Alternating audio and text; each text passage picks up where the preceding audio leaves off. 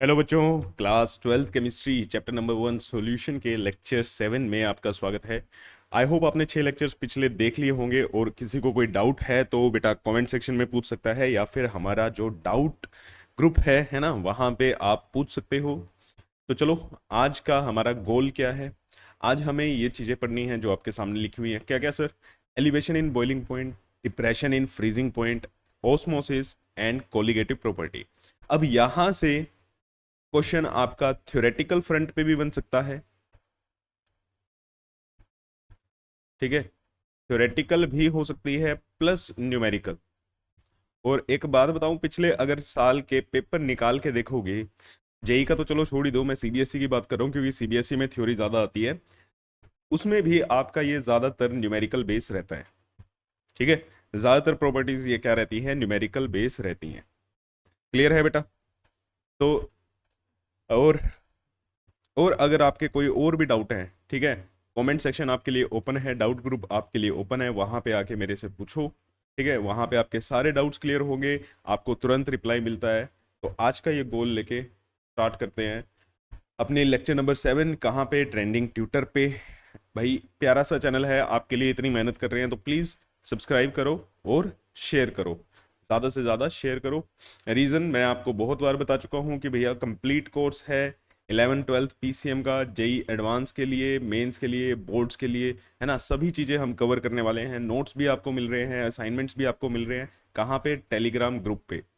और उनके video solution भी आपको प्रोवाइड कराए जाएंगे विद ज़ीरो फीस। कोई फीस आपसे चार्ज नहीं की जाएगी। आप क्लास 12th में हो, ठीक है, तो भी आपको पूरे के पूरे नोट्स आपके कंप्लीट मिलेंगे, फ्री मिलेंगे, सब कुछ। तो चलो स्टार्ट करते हैं इसी के साथ।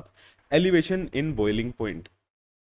अब एलिवेशन इन बॉइलिंग पॉइंट का मतलब क्या है? लास्ट क्लास में आपने बॉइलिंग पॉइंट के बारे में सीखा था। आई होप आपने वो कवर कर ली है ना। बॉइलिंग पॉइंट हमने बात की थी कि बॉइलिंग पॉइंट किसी भी मटेरियल का क्या होता है। किसी भी प्योर लिक्विड की अगर हम बॉइलिंग पॉइंट की बात करें तो वो किसके डायरेक्टली प्रोपोर्शनल था? एटमॉस्फेरिक प्रेशर के, है ना। किसके डायरेक्टली प्रोपोर्शनल था? एटमॉस्फेरिक प्रेशर, जिसको आप पी एक्सटर्नल कहते हो। अब ये बात कर रहे हैं, अभी वो चीज हमने पढ़ी थी प्योर लिक्विड के केस में। किसके केस में पढ़ी थी बेटा? प्योर लिक्विड के केस में, कि आपका जो कंटेनर था, इस कंटेनर के अंदर सिर्फ और सिर्फ क्या था बेटा? प्योर लिक्विड भरा हुआ था और कुछ भी नहीं था, ठीक है। अब हम बात कर रहे हैं elevation in boiling point. Elevation का मतलब बॉइलिंग पॉइंट आपका बढ़ जाता है। कब? ठीक है। अब हमने ये क्या है? लिक्विड लिया जो हमारा वोलेटाइल है। वोलेटाइल का मतलब सर, ये वेपर बनाता है, बहुत बढ़िया। इसके अंदर हमने कुछ नॉन वोलेटाइल सोल्यूट ऐड कर दिया।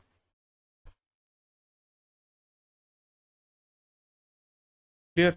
ये क्या है हमारा? Non volatile solute. इन सभी चीजों के मतलब आपको पता है, बहुत बढ़िया। अब क्या होगा? हीट दोगे, क्या बनेंगे? इनके वेपर बनेंगे। वेपर सिर्फ किसके बनेंगे? हमें भी पता है, आपको भी पता है ना। और यहाँ पे हमारा सोलवेंट वेपर बनाएगा। Very good. इन दोनों के बीच में एक टाइम ऐसा आएगा कि इक्विलिब्रियम सेट होगा, है ना। इन दोनों के बीच में इक्विलिब्रियम सेट होगा। किसके बीच में सेट होगा बेटा? लिक्विड जो है, लिक्विड सोलवेंट, और जो सोलवेंट के वेपर बने हैं। ये चीजें भी आपको ध्यान रखनी है। इक्विलिब्रियम, इक्विलिब्रियम आपका सेट होता है लिक्विड सोलवेंट एंड सोलवेंट जो वेपर फेज में है।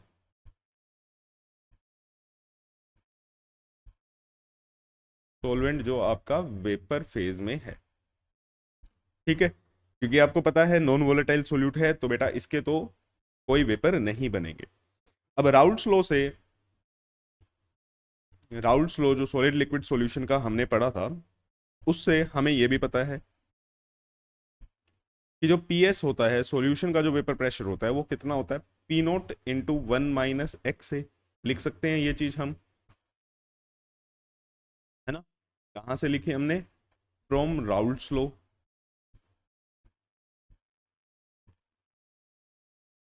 वेरी गुड, अगर ये आपको पता है। और यहाँ से मुझे ये भी पता चलता है कि भैया कि जब हम नॉन वोलेटाइल सोल्यूट ऐड करते हैं, नॉन वोलेटाइल सोल्यूट जब हम ऐड करते हैं तो वेपर प्रेशर सॉल्यूशन का डिक्रीज होता है। We know by adding non volatile solute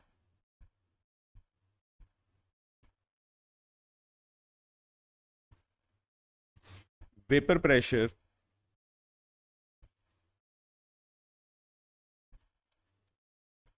of solution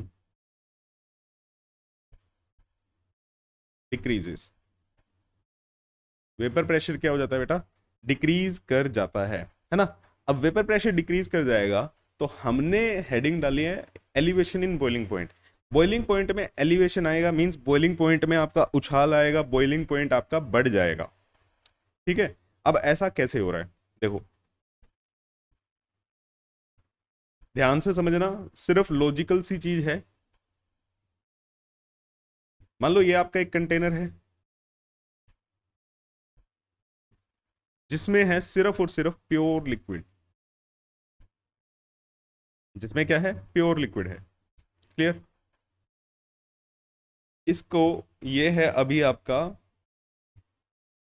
50 degree Celsius पे। ठीक है, आप इसको हीट कर रहे हो, हीट कर रहे हो, इसके कहीं ना कहीं प्रेशर बनेगा, वेपर बनेंगे, वेपर क्या होंगे, प्रेशर एक्सर्ट करेंगे। हमने मान लिया प्रेशर एक्सर्ट किया बेटा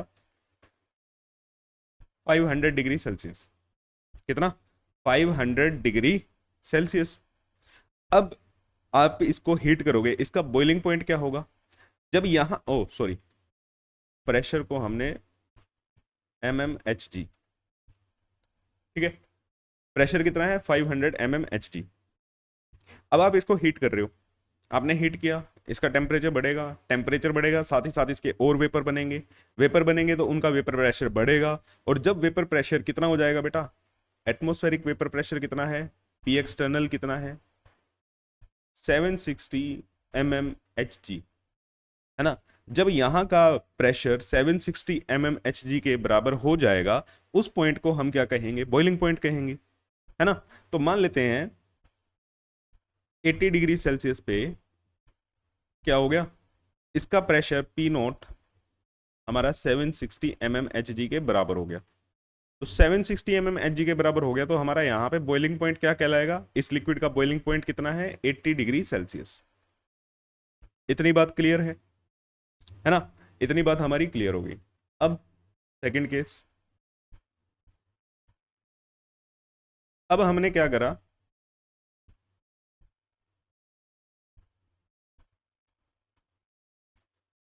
इसके अंदर एक नॉन वोलेटाइल सोल्यूट भी डाल दिया, प्योर लिक्विड तो था ही, इसके अंदर क्या करा, एक नॉन वोलेटाइल सोल्यूट भी डाल दिया। अब नॉन वोलेटाइल सोल्यूट डालने से देखो बेटा, आपको भी पता है, अगर अभी हम ये 50 डिग्री सेल्सियस पे लें, सेम कंडीशन में ले रहा हूं जो यहाँ पे ली थी 50 डिग्री सेल्सियस पे, जब प्योर लिक्विड था तो उसका वेपर प्रेशर कितना बन रहा था 500 mmHg। अब हमने लिया 50 डिग्री सेल्सियस पे ही अगर ये सॉल्यूशन है तो इसका बेटा सॉल्यूशन का वेपर प्रेशर 500 से 500 mmHg से तो कम होगा ना। क्यों कम होगा सर, क्योंकि सर आपने नॉन वोलेटाइल सोल्यूट ऐड कर दिया है। नॉन वोलेटाइल सोल्यूट ऐड करने से सॉल्यूशन का वेपर प्रेशर कम हो जाता है, राउल्ट्स लॉ ने ये बताया है जो हम पढ़ के आए हैं। वेरी गुड, ठीक। बाहर कितना है, पी एक्सटर्नल कितना है 760 mmHg। अब मेरे को एक बात बताओ, यहां पे इस केस में हमने 50 से, ठीक है, 80 करा, 80 करा तो हमारा प्रेशर किसके बराबर हो गया था, 760 mmHg के बराबर हो गया था। अब यहां पे मेरे को ये बताओ, क्या मैं इसको 80 कर दूं तब ये मेरा 760 mmHg हो जाएगा, बताओ क्या ये केस पॉसिबल है। इसका टेम्परेचर इतने पे 760 mmHg के बराबर हो जाएगा, 80 डिग्री सेल्सियस पे क्या ये वेपर प्रेशर 760 के बराबर हो जाएगा, नहीं होगा सर। क्यों नहीं होगा सर, हमें समझ नहीं आ रहा। अरे भैया कंडीशन अप्लाई करके देखो ना, जब प्रेशर 500 mmHg था तब हमने 80 डिग्री सेल्सियस पे इस सॉल्यूशन का वेपर प्रेशर 760 हो गया था। अब तो यहाँ पे तो 500 से कम है, 500 से कम है तो इसको टेम्परेचर जो लगेगा वो 80 से तो ज्यादा ही लगेगा। कॉमन सेंस है ना, जो काम कर रही है और मेरे को बता रही है कि भैया अगर इसका मुझे अब 760 mmHg करना है, पहले 500 था, 500 से 760 तक लेके जाने में मुझे 30 डिग्री का चेंज करना पड़ा।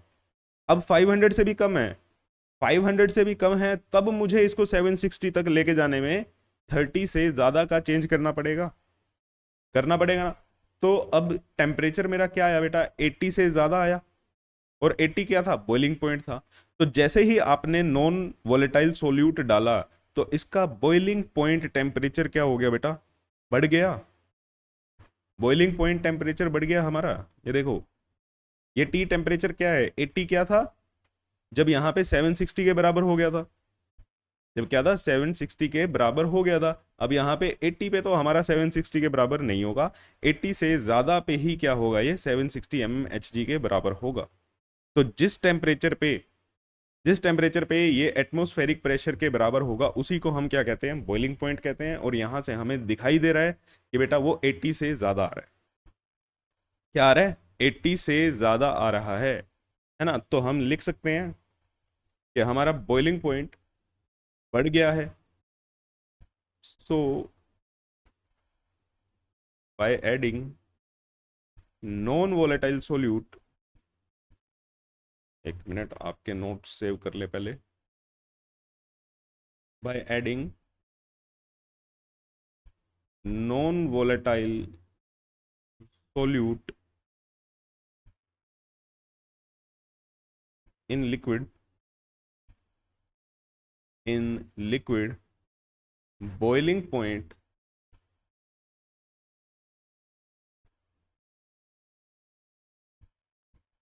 of solution, boiling point of solution increases। boiling point क्या करता है, इंक्रीज कर जाता है। ठीक है, क्लियर हो गया, क्लियर है बेटा। तो ये हमारा कॉन्सेप्ट था, इसे हम कहते हैं एलिवेशन इन बॉइलिंग पॉइंट, की बॉइलिंग पॉइंट कैसे बढ़ गया। अब आपका एक छोटा सा होमवर्क, पहले आप करोगे फिर मैं कराऊंगा। आप इसके आज जितने भी हम थ्योरीज पढ़ेंगे ना, थ्योरेटिकल फ्रंट पे जितना भी खेलेंगे, elevation in boiling point, freezing in depression in freezing point, ये सब पे अटेम्प्ट कॉन्सेप्चुअल क्वेश्चन।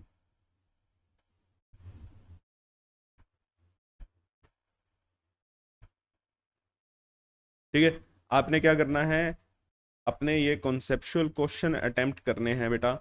पहले आप करोगे फिर मैं कराऊंगा। ठीक है, क्योंकि आपका दिमाग चलना चाहिए पेपर में, आपको ही दिमाग चलाना है। पूरी की पूरी थ्योरी मैं आपको अलग से करवाऊंगा, मतलब कॉन्सेप्चुअल क्वेश्चन जो बढ़िया बढ़िया बनते हैं वो मैं आपको करवाऊंगा। ठीक है, तो ये आपका होमवर्क है, इसको ध्यान रखना। जितनी भी आज का लेक्चर जो होगा थ्योरी फ्रंट पे, वो आपको कंसेप्चुअल क्वेश्चन लगाने हैं, थ्योरी पढ़ के फिर लगाना, थ्योरी पढ़ के फिर लगाना, ताकि आपको पता चले कि मैं कितना कॉन्सेप्चुअली मेरे को अंडरस्टैंडिंग हुई है, कितने लेक्चर्स, मतलब कितना ये अच्छे से मुझे लेक्चर समझ आ गए। ठीक है, चलो फिर आगे लिखते हैं। क्या है, क्या लिखना है हमें यहाँ से, अगले पेज पे लिखते हैं। हमें यहाँ से क्या कॉन्सेप्ट समझ आया कि भाई बॉइलिंग पॉइंट जो है सॉल्यूशन का, बॉइलिंग पॉइंट ऑफ सॉल्यूशन, जिसे हम बेटा टी बी से लिखते हैं, सॉल्यूशन का is greater then boiling point of solvent. Boiling point of solvent, sir pure liquid का नहीं लिखना चाहिए, हाँ बेटा वही तो सॉल्वेंट है। ठीक है, सॉल्वेंट से ज्यादा होता है। क्लियर, ठीक है। अब इन दोनों के बीच का अगर मैं चेंज निकालूं, ये ज्यादा है ना, तो इसमें से सॉल्यूशन में से बॉइलिंग पॉइंट माइनस कर दो सोलवेंट का, तो यही मेरा क्या कहलाएगा, ये एलिवेशन नहीं कहलाएगा, है ना। सोलवेंट का कितना था भैया, 80 था, इसका मान लो कितना हो गया, 90 हो गया, माइनस करा, कितना आया, 10। यही तो बढ़ा है, दिस इज द एलिवेशन, इतना ही तो मतलब बढ़ोतरी हुई है। एलिवेशन इन बॉइलिंग पॉइंट का मतलब बॉइलिंग पॉइंट बढ़ गया, कितना बढ़ गया भाई, 10 डिग्री सेल्सियस बढ़ गया। कैसे निकाला, सॉल्यूशन में से सोलवेंट का माइनस कर देंगे, है ना। तो इसी को हम क्या कहते हैं बेटा, एलिवेशन इन बॉइलिंग पॉइंट, जिसको हम शो करते हैं डेल्टा टीबी से। डेल्टा क्या है, change, change in boiling point, कितना आया आपका, ठीक। तो ये इक्वेशन क्या हो गई आपकी, एलिवेशन इन बॉइलिंग पॉइंट। यहाँ से आपके जितने भी क्वेश्चन है ना आगे, जैसे आप फ्रीजिंग पॉइंट पढ़ोगे, सब कुछ पढ़ोगे, तो वो नमक क्यों डाल के रखते हैं बर्फ में, है ना, सड़कों पे नमक डाला जाता है, ये सब चीज़ें वो सब यहाँ से क्लियर होंगे, लेकिन पहले आप करोगे ठीक है, कंडीशन क्या है, पहले आप करोगे, मैं समझाऊंगा, आपको लॉजिकल फ्रंट पे सोचना है, इससे बेटा आपका क्या होगा, थोड़ा सा दिमाग का स्तर बढ़ेगा, आप जेई के भी क्वेश्चन आपको अटेम्प्ट करने हैं। अगर सारी की सारी स्पून फीडिंग होती रही ना, कि हाँ बस टीचर कराए जा रहे हैं कराए जा रहे हैं, आप अपना दिमाग नहीं लगा रहे, तो वहां पे मामला थोड़ा सा गड़बड़ हो जाता है। क्लियर, चलो, इस साइड हमारा प्रेशर और इस साइड हमारा टेम्परेचर, पीटी कर्व बनाते हैं, जो आपने थर्मोडायनेमिक्स में भी बनानी सीखी होगी। क्लियर है। अब अगर हम यहाँ पे एक लाइन मार्क कर दें, ये किसकी लाइन है सर, ये है बेटा पीएटीएम की, क्योंकि बॉइलिंग पॉइंट कब डिफाइन होता है, जब आपका पीएटीएम के बराबर हो जाता है। अब मैं यहाँ पे दो कर्व मार्क कर रहा हूँ,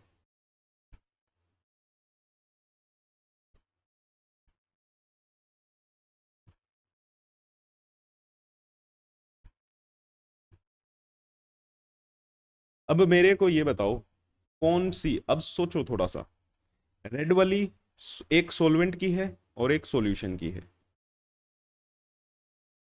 एक कर्व सॉल्वेंट की है और एक कर्व क्या है, सॉल्यूशन की है, ठीक है। तो कौन सी किसकी होगी बताओ, रेड वाली सॉल्वेंट की है या ग्रीन वाली सॉल्वेंट की है, थोड़ा सा सोचो, अब इसी से आपका दिमाग का लेवल बढ़ेगा। क्लियर, वीडियो पॉज कर लो और सोच लो। चलो भाई, बहुत बढ़िया, है ना, आई होप आपने सोच लिया होगा। चलो, अब मैं बताता हूँ, जो हमारी रेड वाली है, ये क्या है बेटा, ये सॉल्वेंट है, ये किसका ग्राफ है, सॉल्वेंट का, और ये जो ग्रीन है, ये किसका ग्राफ है, सॉल्यूशन का।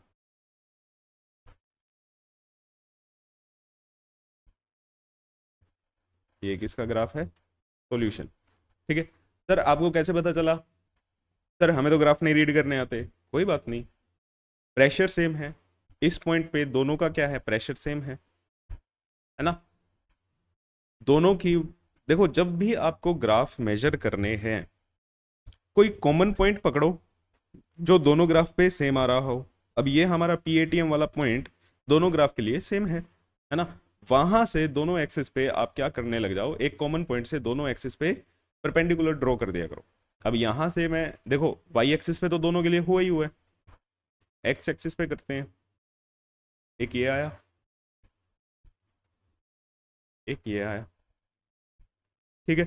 अब मेरे को ये बताओ, जो ये हमारा टेम्परेचर एक्सिस पे ये जो पॉइंट्स है, ये क्या है, ये क्या है बेटा, देखो ये ग्राफ क्या बता रहा है, इस टाइम पे इसका प्रेशर एटमॉस्फेरिक प्रेशर के बराबर है, सोलवेंट का वेपर प्रेशर एटमॉस्फेरिक प्रेशर के बराबर है, तो जिस टेम्परेचर पे ये होता है वो क्या कहलाएगा, इसका बॉइलिंग पॉइंट।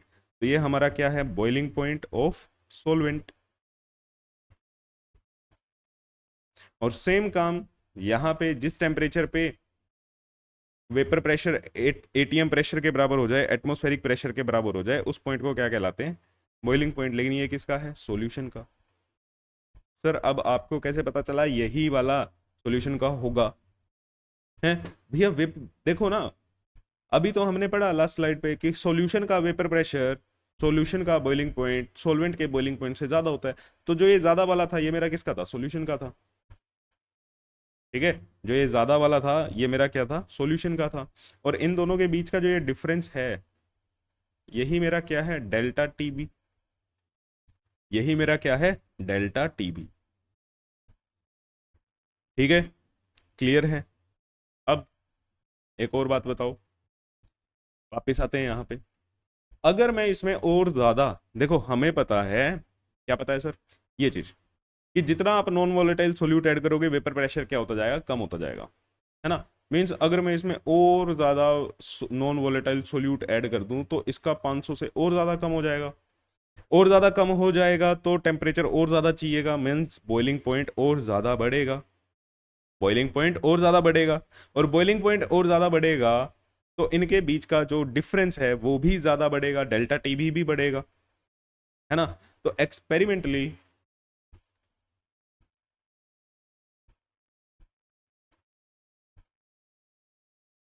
देखो, हम ये कह सकते हैं, थ्योरेटिकली हम ये कह सकते हैं कि डेल्टा टीबी जो है, चेंज इन या एलिवेशन इन बॉइलिंग पॉइंट, किसके डायरेक्टली प्रोपोर्शनल है, कंसंट्रेशन ऑफ सोल्यूट या मोल्स ऑफ सोल्यूट। मोल्स बोलो या कंसंट्रेशन बोलो, है ना, कि भैया जितना ज्यादा सोल्यूट होगा उतना ज्यादा वेपर प्रेशर कम होगा, उतना ज्यादा बॉइलिंग पॉइंट बढ़ेगा, बॉइलिंग पॉइंट बढ़ेगा तो एलिवेशन इन बॉइलिंग पॉइंट भी बढ़ेगा। ठीक है, देखो मैं यहाँ पे लिखता भी हूं, अगर हमारा सोल्यूट बढ़ा तो सॉल्यूशन का वेपर प्रेशर कम होगा, सॉल्यूशन का डेल्टा टी टी भी बढ़ेगा। सॉल्यूशन के लिए बात हो रही है, सॉल्यूशन का बढ़ेगा और टी भी बढ़ेगा तो डेल्टा टी भी बढ़ेगा। तो डेल्टा टी बी सोल्यूट के ऊपर डिपेंड करके, जितना ज्यादा आप सोल्यूट डालोगे उतना ज्यादा आपका एलिवेशन होगा बॉइलिंग पॉइंट में। हाँ जी सर होगा। तो मैंने वही लिखा है यहाँ पे कि कंसंट्रेशन के क्या होगा, बराबर होगा। हाँ जी सर होगा। अब एक्सपेरिमेंटली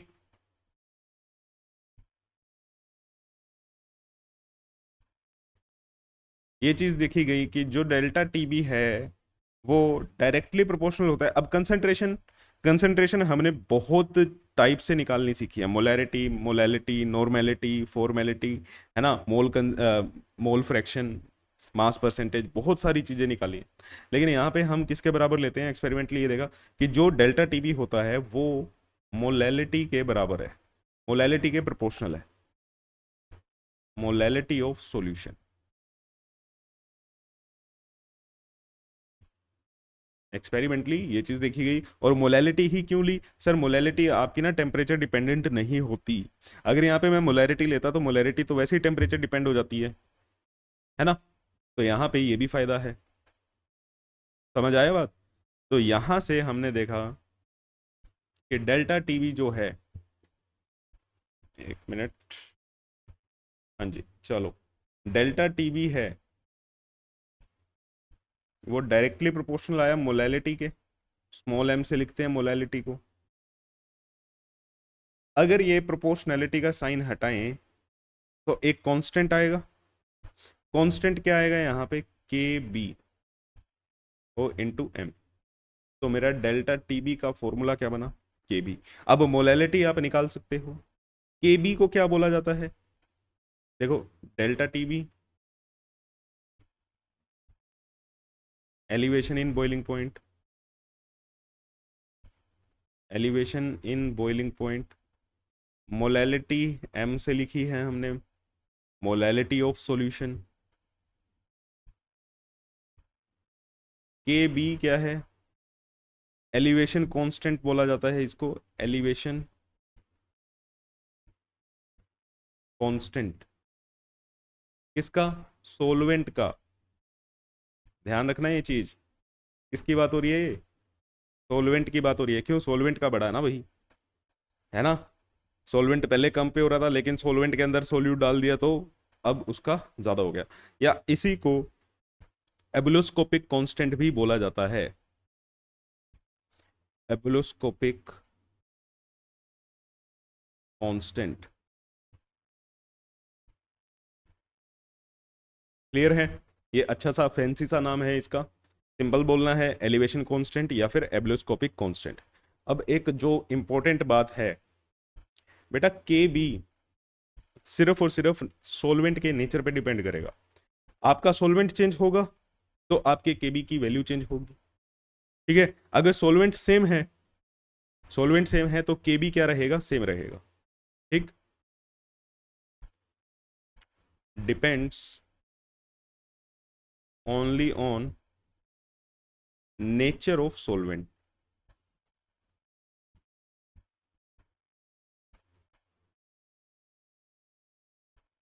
ठीक है, के बी सिर्फ और सिर्फ नेचर पे ही डिपेंड करता है। किसके नेचर पे डिपेंड करता है सर, सोलवेंट के नेचर पे डिपेंड करता है। ये बहुत इंपॉर्टेंट बात है, यहाँ से आपके कॉन्सेप्चुअल क्वेश्चन गलत कराएगा ये। अगर ये पॉइंट आप भूलोगे तो कॉन्सेप्चुअल क्वेश्चन बेटा आपके गलत कराएगा। और एक मैं आपको फॉर्मूला लिख देता हूँ, ठीक है, के बी निकालने का। वैसे तो आपको ज़रूरत नहीं पड़ेगी, लेकिन मोस्ट ऑफ द केसेस में अगर एडवांस लेवल पे अगर हम जाएं तो शायद ज़रूरत पड़ सकती है। तो मतलब वहाँ पे ज़रूरत पड़ती है, आपके बोर्ड्स में ज़रूरत नहीं पड़ेगी, ये फॉर्मूला बोर्ड्स के लिए नहीं है। आर इंटू टी बी का square upon 10⁻³ into L V A P, ये के बी निकालने का फॉर्मूला होता है। ठीक है, क्लियर है? ओके, अब यहाँ पे सारी की सारी टर्म्स मैं लिख देता हूँ। वैसे तो आपको पता ही है आर क्या होता है बेटा, आर होता है universal gas constant. Universal gas constant. TB पता है, एल वी ए पी ये क्या है, latent heat of vaporisation. Latent heat of vaporisation. Latent heat, हाँ जो वही बात है बेटा क्लास 11th में जो पढ़ी थी।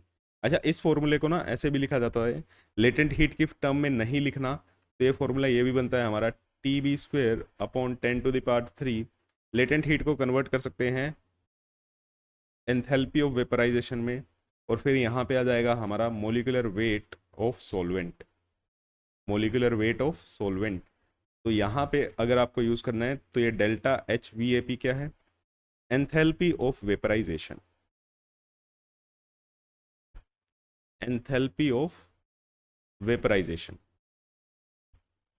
वेपर बन रहे हैं ना तो इसलिए। ठीक है, मतलब एक मोल लिक्विड को वेपर में कन्वर्ट करने के लिए जितनी आपको हीट लगती है उसे हम क्या कहते हैं, enthalpy of vaporisation. Enthalpy of vaporisation. तो आपने यहाँ से ये भी चीज़ देखी भाई कि यहाँ से मैं ये भी तो लिख रहा हूँ के बी डायरेक्टली प्रोपोर्शनल है टी बी के। फॉर्मूले को ध्यान से देखो, आर कांस्टेंट है, latent heat of vaporisation constant है, 1000 कांस्टेंट है ना, ये सब कुछ कांस्टेंट है। इसके डायरेक्टली प्रोपोर्शनल आ रहा है टीबी के। सर टीबी के स्क्वायर क्या आ रहा है, वो बेटा ग्राफिकल रिप्रेजेंटेशन हो जाएगी, ग्राफ बनाओगे तो आपका पैराबोलिक बनेगा।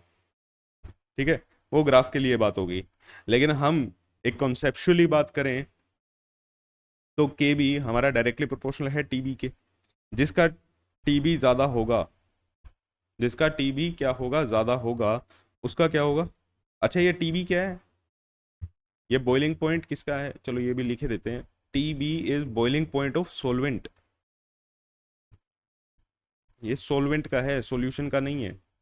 बताया तो था नेचर ऑफ सोलवेंट पे डिपेंड करता है, तो सोलवेंट का टेम्परेचर अगर आपको दो सोलवेंट भी दे देना और उनका बॉइलिंग पॉइंट दे दें तो भी आप बता सकते हो किसका केबी ज्यादा होगा।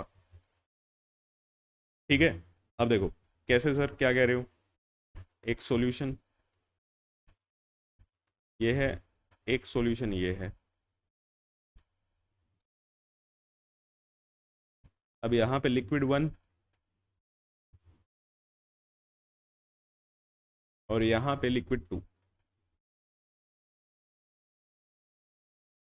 दोनों डिफरेंट है ना। अब यहां से पहली पहली चीज तो मेरे को समझ आई कि के बी इन दोनों का डिफरेंट होगा। इसका मान लेते हैं के बी 1 और इसका के बी 2।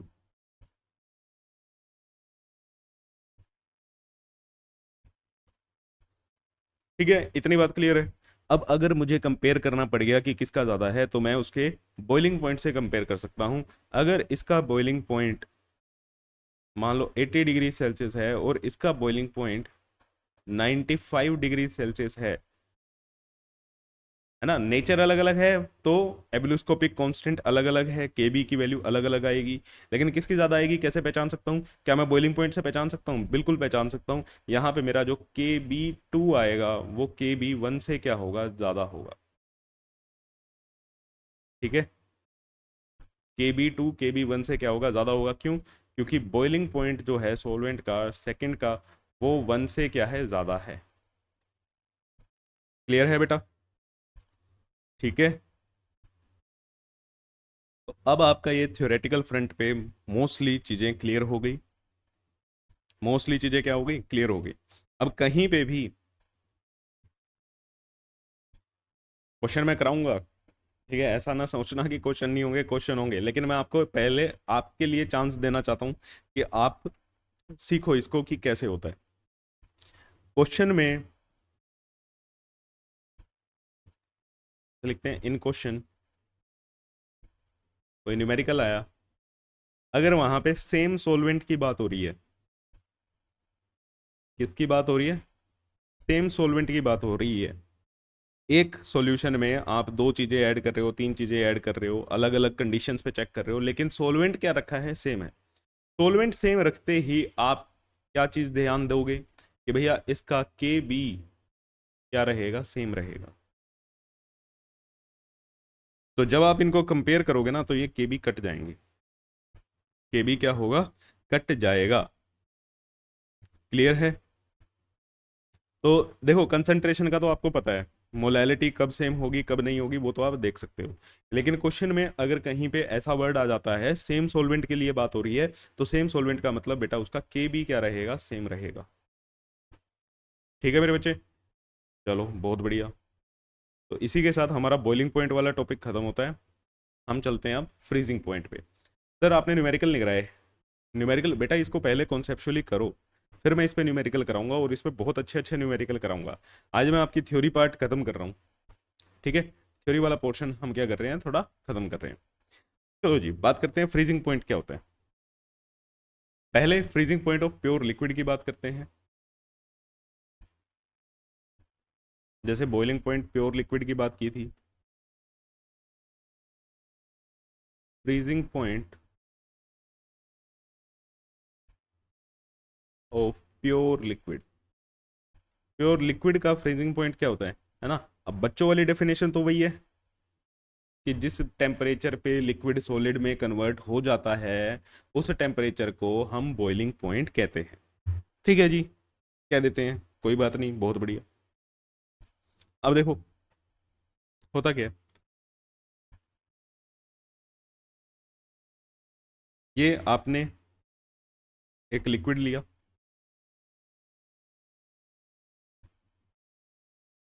इस लिक्विड के वेपर बनेंगे, हीट करोगे तो वेपर बनेंगे। सर हीट करना है, हम फ्रीजिंग पॉइंट की बात कर रहे हैं। अरे सुनो सुनो सुनो, ठीक है, सिंपल सी बात करता हूँ मैं। ये हमने वाटर लिया, इसके वेपर बने। हाँ जी सर बनेंगे, बनाओगे तो बनेंगे। ठीक है, अब क्या करो, इस वाटर को आप सॉलिड फॉर्म में कन्वर्ट कर दो। इस वाटर के, इतने ही वाटर के जितना आपने इसमें लिया था, इतने ही वाटर के अब क्या करो, अब आपने इसको सॉलिड फॉर्म में ले आए। ये जो वाटर है, यहाँ पे ये लिक्विड स्टेट में है, यहाँ पे क्या है? सॉलिड स्टेट में है। सॉलिड स्टेट में कैसे लेके आओगे? ठंडा करके। सर वही तो निकालना था फ्रीजिंग पॉइंट। हाँ हाँ, निकालना सिखाते हैं ना। अब यहाँ पे क्या बनेंगे? फिर से इसके वेपर बनाओ। ये जो वेपर बने, ये लिक्विड स्टेट वाले थे, जब हमारा वेपर प्रेशर, ये जो वेपर थे जब हमारा सॉल्वेंट किस में था? लिक्विड स्टेट में था। यहाँ पे जो ये वेपर बने, ये कब बने? जब हमारा सोलवेंट सोल्यूट सॉरी सोलवेंट ही वाटर जो है, ठीक है, वो किस में था? सॉलिड स्टेट में था।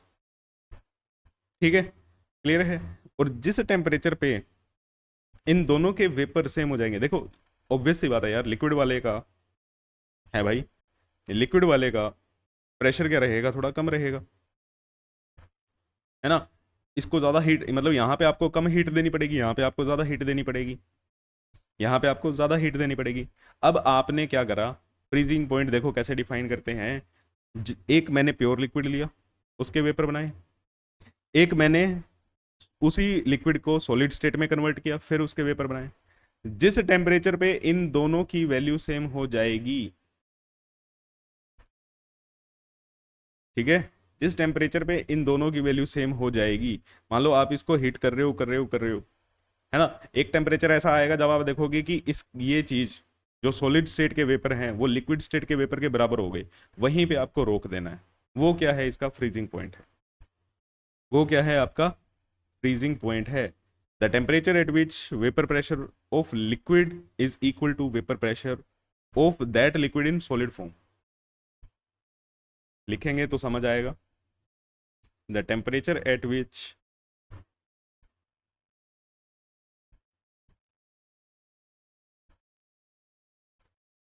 the temperature at which vapor pressure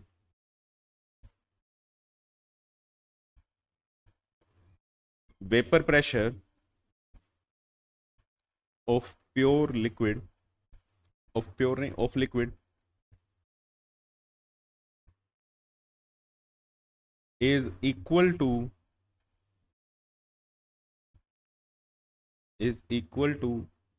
vapor pressure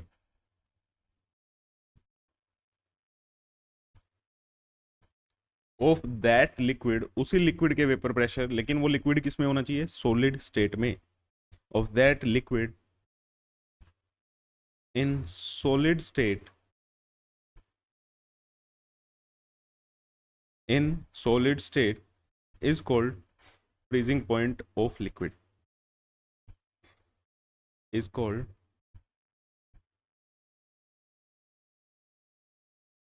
freezing point of liquid। ठीक है, क्लियर है? अभी और ज़्यादा क्लियर हो जाएगा। देखो ग्राफ से समझाता हूँ, ग्राफ से समझ आ जाएगा। अरे अब इतने होशियार हो चुके हो आप, ठीक है।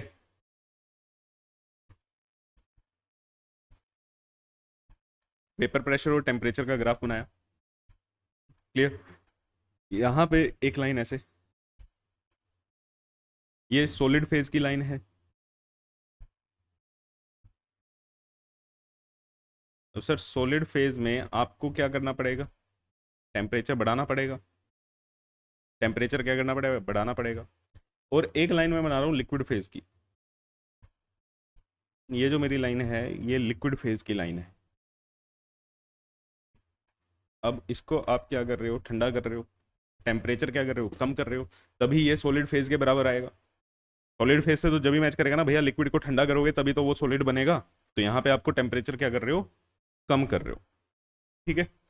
अब क्या था, क्या डिफाइन करना है हमें, फ्रीजिंग पॉइंट। ये वेपर प्रेशर, इस पॉइंट पे अगर मैं यहाँ पे ये पॉइंट मार्क करूँ और ये ग्रीन पॉइंट आपको विजिबल है, तो इस ग्रीन पॉइंट पे सॉलिड फेज के भी और लिक्विड फेज के भी वेपर प्रेशर सेम हो रहा है, सेम हो रहा है। तो ये जिस टेम्परेचर पे ये हुआ है, किस टेम्परेचर पे हुआ, इस टेम्परेचर पे ये हुआ, तो ये टेम्परेचर क्या कहलाएगा बेटा, फ्रीजिंग पॉइंट, TF, ठीक है। क्या कहलाएगा ये, फ्रीजिंग पॉइंट ऑफ लिक्विड।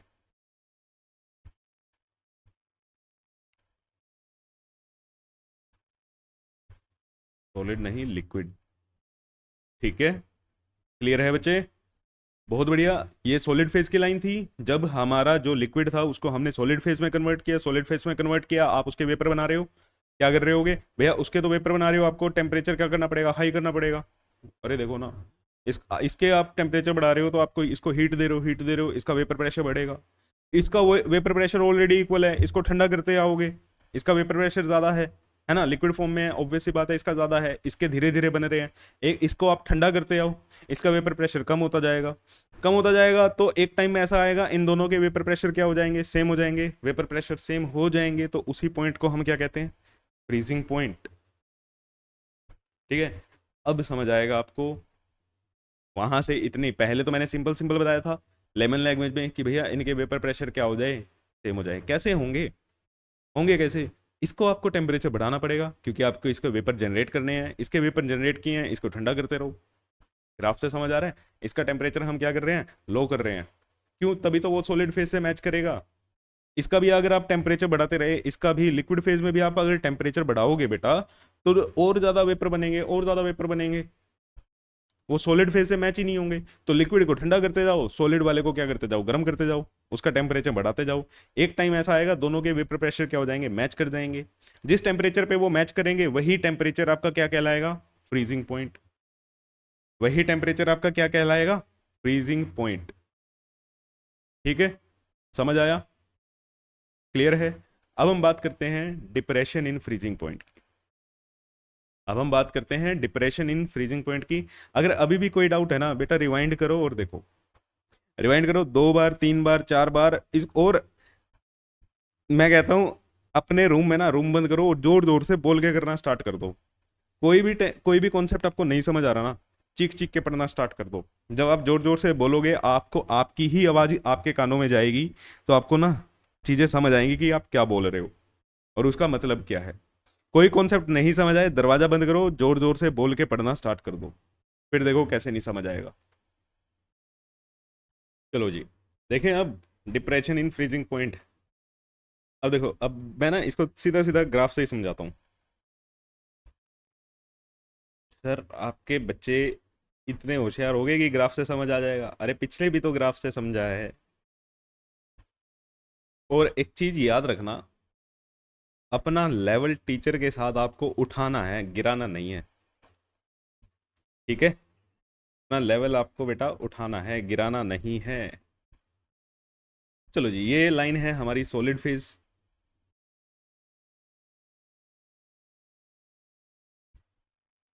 अब 2 लाइनें और खींचने का टाइम आ गया।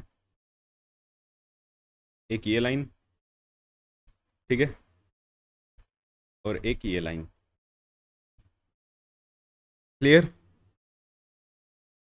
क्लियर है? चलो जी, अब बताओ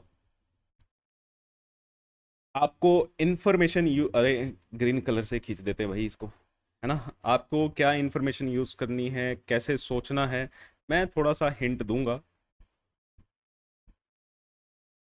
रेड वाली, रेड वाली मतलब एक किसकी है, सॉल्यूशन की है, और एक किसकी है, लिक्विड फेज वाली है। रेड वाली किसकी है, सॉल्यूशन की या लिक्विड की? अब आपको कहाँ से सोचना है, राउल्ट्स लॉ सोचो।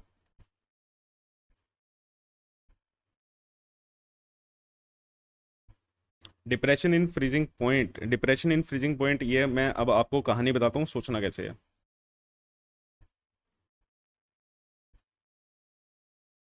ये आपने क्या लिया, प्योर लिक्विड लिया, ठीक है, प्योर लिक्विड लिया। तब आपने इसका फ्रीजिंग पॉइंट निकालना सीख लिया, पिछले ग्राफ से सीख लिया जी, वेरी गुड। अब आपने क्या करा, इस लिक्विड के अंदर क्या डालने हैं, आपकी फेवरेट चीज नॉन वोलेटाइल सोल्यूट डाले। यहाँ पे इसका वेपर प्रेशर होगा, है ना। अब आप सोचो, अब आप सोचो, एक इसमें प्योर लिक्विड की लाइन है और एक इसमें सॉल्यूशन की लाइन है। एक रेड वाली हो सकती है, लिक्विड की हो या सॉल्यूशन की हो, ये आपको अब सोचना है। लगाओ दिमाग, अभी सोचना सिखाया है भाई, अभी सोचना सिखाया है। नहीं आएगा कोई बात नहीं बेटा, ट्राई अपने अब दोबारा अपने कॉपी पे ग्राफ छापो, ठीक है, और दोबारा करके देख लो 1 घंटे बाद। लेक्चर पढ़ो, पूरा का पूरा थ्योरी पढ़ो। अब जब आपको लगता है हाँ मैंने थ्योरी बार बार पढ़ ली, लेक्चर मैंने रिवाइज कर लिया, 2 बार लेक्चर देख लिया, एक बार तो देखो नोट्स बना रहे हो, आप समझ रहे हो। जब एक बार लेक्चर खत्म हो जाता है, 15 मिनट का ब्रेक लो, चाय पानी जो भी पीना है पियो, बिस्किट बिस्किट खाओ, दोबारा से लेक्चर पे आ जाओ। अब उसको 1.5x पे करके देख लो, क्योंकि दोबारा कंसोलिडेट हो जाएंगी सारी की सारी इन्फॉर्मेशन आपके पास ना। चलो जी, मेरे हिसाब से सोच लिया। मेरे को राउल्स लो क्या बताता है, बेचारा बार बार बताता थक गया है कि भैया P0 जो होगा वो PS से बड़ा होगा, क्योंकि नॉन वोलेटाइल सोल्यूट जब आप डालोगे है ना, उससे वेपर प्रेशर क्या हो जाता है, कम हो जाता है। सॉल्यूशन का वेपर प्रेशर क्या होगा, सॉल्यूशन का वेपर प्रेशर क्या होगा, कम होगा। अब यहाँ पे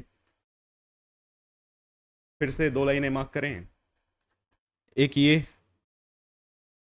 इसका वेपर प्रेशर ये है भाई, ठीक है, और एक ये इस पे इसका वेपर प्रेशर ये है, एक ये वेपर प्रेशर है और एक ये वेपर प्रेशर है। कम कौन सा दिखाई दे रहा है, ऊपर वाला नीचे वाला, सर नीचे वाला। तो नीचे वाला किसका होगा, कम किसका है, सॉल्यूशन का है, तो नीचे वाला किसका होगा, सॉल्यूशन का होगा। तो ये ग्रीन वाली लाइन मेरी कौन सी है, सॉल्यूशन की है। ग्रीन वाली लाइन किसकी हो गई, सॉल्यूशन की हो गई। रेड वाली लाइन किसकी हो गई, लिक्विड की हो गई, जो आपका सॉल्वेंट है। ठीक है, पी नोट ऐसे लिख देते हैं, और यहाँ पे लिख देते हैं ये कौन सा है, पी एस है। ठीक है, क्लियर है बच्चे। अब अब सर ये जो पॉइंट होगा ये क्या होगा, सॉल्यूशन का, सॉल्यूशन का फ्रीजिंग पॉइंट, ध्यान से। ठीक है सर, आपको कैसे पता ये सॉल्यूशन का फ्रीजिंग पॉइंट है, अरे पीछे वाले ग्राफ से मैच कराओ यार। ये लिक्विड की लाइन जब सॉलिड की लाइन से मैच कर रही थी, उसी टेम्परेचर पे तो क्या था, फ्रीजिंग पॉइंट था। अब यही तो सॉल्यूशन वाली लाइन जब आपकी सॉलिड फेज वाली लाइन से मैच करी, जिस टेम्परेचर पे ये मैच कर जाएगी, वही पॉइंट तो क्या है आपका, फ्रीजिंग पॉइंट है। किसका, कौन से वाली लाइन मैच कराई है अभी, सॉल्यूशन वाली, तो ये किसका हो गया, सॉल्यूशन का हो गया, है ना। और ये क्या है, यहाँ पे कौन से वाली लाइन मैच करी है, सॉलिड फेज से लिक्विड फेज वाली, तो ये क्या बनेगा बेटा, freezing point of liquid. Liquid क्या है आपका, सॉल्वेंट। लिक्विड क्या है आपका, सॉल्वेंट है। और ये जो गैप कहलाएगा, फिर ये क्या है। अब आप एक चीज देख रहे हो, आपने एक चीज क्या देखी, यहां से बहुत बढ़िया चीज देखने को मिली कि सॉल्वेंट का जो फ्रीजिंग पॉइंट है वो ज्यादा है सॉल्यूशन से। बोलो जय श्री राम, है ना, यही चीज हमें देखने को मिली। अब जैसे ही आपने नॉन वोलेटाइल सोल्यूट ऐड किया, तो सॉल्यूशन का फ्रीजिंग पॉइंट कम हो जाता है, सॉल्यूशन का फ्रीजिंग पॉइंट क्या हो जाता है, कम हो जाता है। अब यहीं पे आपसे वो क्वेश्चन बनते हैं नमक वाले, या बर्फ में नमक डाल दी क्या होएगा, पिघलेगी, जमेगी, क्या हो जाएगा, फ्रीजिंग पॉइंट कम हो जाएगा। तो ये साफ साफ बता तो रहा है आपकी स्क्रीन पे साफ साफ लिखा तो हुआ है भैया, नॉन वोलेटाइल सोल्यूट डाल दिया, नमक क्या है, नॉन वोलेटाइल सोल्यूट है, डाल दिया, सॉल्यूशन का वेपर प्रेशर और सॉल्यूशन का फ्रीजिंग पॉइंट क्या हो जाएगा, कम हो जाएगा। और ये जो बीच में गैप दिखा रहा है, फिर ये क्या है, ये क्या है, ये क्या है, कितना कम हुआ, ये वही बता रहे हैं ना। इसको हम क्या बोलेंगे, delta T F. Delta T F माने तो डिप्रेशन इन फ्रीजिंग पॉइंट।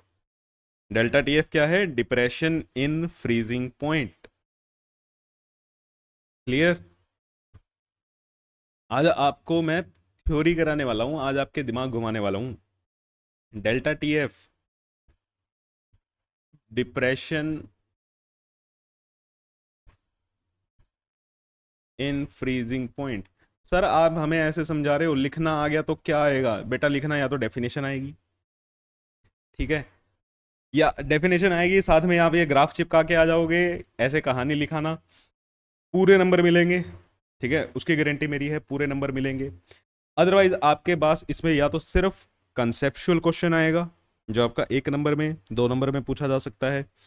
देखो मैं बता देता हूँ आपको, प्यारे प्यारे बच्चों, न्यूमेरिकल की पॉसिबिलिटी सबसे ज़्यादा है। न्यूमेरिकल तो आप इस पे जितने लगा सकते हो, आपकी बुक में जितनी हैं, जितने आपकी बुक है आपके पास, पड़ोसी की बुक भी उठा लेना और लगा लेना, ठीक है, हद मार के न्यूमेरिकल आएंगे। दूसरी चीज क्या आएगी, कॉन्सेप्चुअल क्वेश्चन। दूसरी चीज क्या आएगी, कॉन्सेप्चुअल क्वेश्चन, कौन से, नमक वाले ऐसे ही, ठीक है। कैसे आएंगे, या तो डायरेक्ट आपके एमसीक्यू में आ सकते हैं, डायरेक्ट आपके एमसीक्यू में आ सकते हैं, या फिर आपसे जो मान लो 5 नंबर का क्वेश्चन बनता है ना 5 मार्क में, उसमें 1 मार्क या 2 मार्क में पूछा जा सकता है, क्योंकि 5 मार्क का क्वेश्चन बेटा 3+2 की फॉर्म में आता है, या फिर 2+2+1 की फॉर्म में आता है। अब टू की फॉर्म में अगर आपको 3 नंबर में क्या आ जाएगा, न्यूमेरिकल आ जाएगा। 3 नंबर में यहाँ पे क्या आएगा, अगर इन टॉपिक से पूछा जाएगा तो 3 नंबर में आने के चांसेस किसके हैं, न्यूमेरिकल के हैं। 2 नंबर में आपसे डेफिनेशन पूछ लें या एक साथ में कॉन्सेप्चुअल लगा दें, सेम काम यहाँ पे होगा। 1 नंबर में आपसे कॉन्सेप्चुअल पूछ लेंगे, 2 नंबर में आपसे क्या पूछ लेंगे कि भैया ग्राफ बना के दिखा दो, ग्राफिकल रिप्रेजेंटेशन पूछी जाएगी, ठीक है। और 2 नंबर में एक छोटा सा न्यूमेरिकल डाल देंगे, न्यूमेरिकल आएगा, ठीक है। उसके तो आप भूल जाओ। यहां पे भी, एक minute, save save save. Numerical तो हर पॉइंट पे पूछा ही पूछा जाएगा। आप पिछले 20 साल के पेपर उठा के देखो सर, 20 साल से ना सिलेबस चेंज था, 10 साल के उठा लो, पिछले 5 साल के उठा लो, कोई भी उठा लो यार, न्यूमेरिकल आना ही आना है। 2 नंबर में न्यूमेरिकल, 2 नंबर में आपसे ग्राफ पूछ लिया, 1 नंबर में कॉन्सेप्चुअल क्वेश्चन लगा दिया। तो ये आपका फ्रंट रहने वाला है। जो बच्चे बोर्ड की तैयारी कर रहे हैं, जिनको चाहिए हमें तो बोर्ड में भी, है ना, मेरा जैसे भैया टारगेट तो हाई रखना चाहिए, बिल्कुल है, लेकिन आपके बोर्ड में मैं आपको एक सच्चाई बता दूं थोड़ी सी, कि आप बोर्ड में 100% भी ले आओ तो भी आपके एनआईटी के दरवाजे या आईआईटी के दरवाजे खुलने वाले नहीं है, है ना। कोई अच्छा कॉलेज आपके लिए दरवाजे तभी खोलेगा जब आप एक अच्छा एग्जाम पास करके आओगे, और अच्छे एग्जाम में सीबीएसई का एग्जाम नहीं आता है। मैं आपको एक थोड़ा सा सच्चाई से अवगत करा देते हैं भैया, है ना, सच्चाई से अवगत करा देते हैं। अच्छा एक मिनट, ये टॉपिक यहाँ पे रिपीट हो रहा है, चलो। सीबीएसई का एग्ज़ाम कोई आपके अच्छे एग्ज़ाम में नहीं आता, सीबीएसई का एग्ज़ाम सबसे इजी एग्ज़ाम है, क्लियर है। चलो, ये आपको बता दिया। नेक्स्ट मैं आपको दोबारा लिखते हैं, क्या है डेल्टा टीएफ। दो बातें लिख देते हैं आपको, जो यहाँ पे कॉन्सेप्ट ध्यान रखना है। फ्रीजिंग पॉइंट में क्या होता है, क्या क्या बातें ध्यान रखनी है, सोलवेंट लिक्विड, और सोलवेंट जो आपका सॉलिड स्टेट में होगा, तब आप, जब ये इक्विलिब्रियम में आएंगे तब आपका क्या होता है, फ्रीजिंग पॉइंट डिफाइन होता है। दूसरी चीज, यहां पे सोलवेंट का फ्रीजिंग पॉइंट ज्यादा होता है सॉल्यूशन से। बेटा बॉइलिंग पॉइंट में उल्टा था, सॉल्यूशन का ज्यादा था, कंफ्यूज हो गए, ठीक है। बहुत अच्छे से करना इसको, इसीलिए न्यूमेरिकल आज मैं बीच में नहीं डाल रहा हूं, क्योंकि थ्योरी अच्छी कर लो, थ्योरी अच्छी कर लोगे, न्यूमेरिकल तभी अच्छे होंगे। जो बच्चा कहता है ना मेरे को थ्योरी आती है और सर मेरे से न्यूमेरिकल नहीं हो रहे, तो बेटा कहीं ना कहीं आप थ्योरी में लैग कर रहे हो, ठीक है। अब यहाँ पे अगर बॉइलिंग पॉइंट होता तो सॉल्यूशन माइनस सॉल्वेंट था, सॉल्यूशन माइनस सॉल्वेंट था, और ये क्या है, सॉल्वेंट माइनस सॉल्यूशन है, क्लियर। और सिमिलरली, किसके सिमिलरली,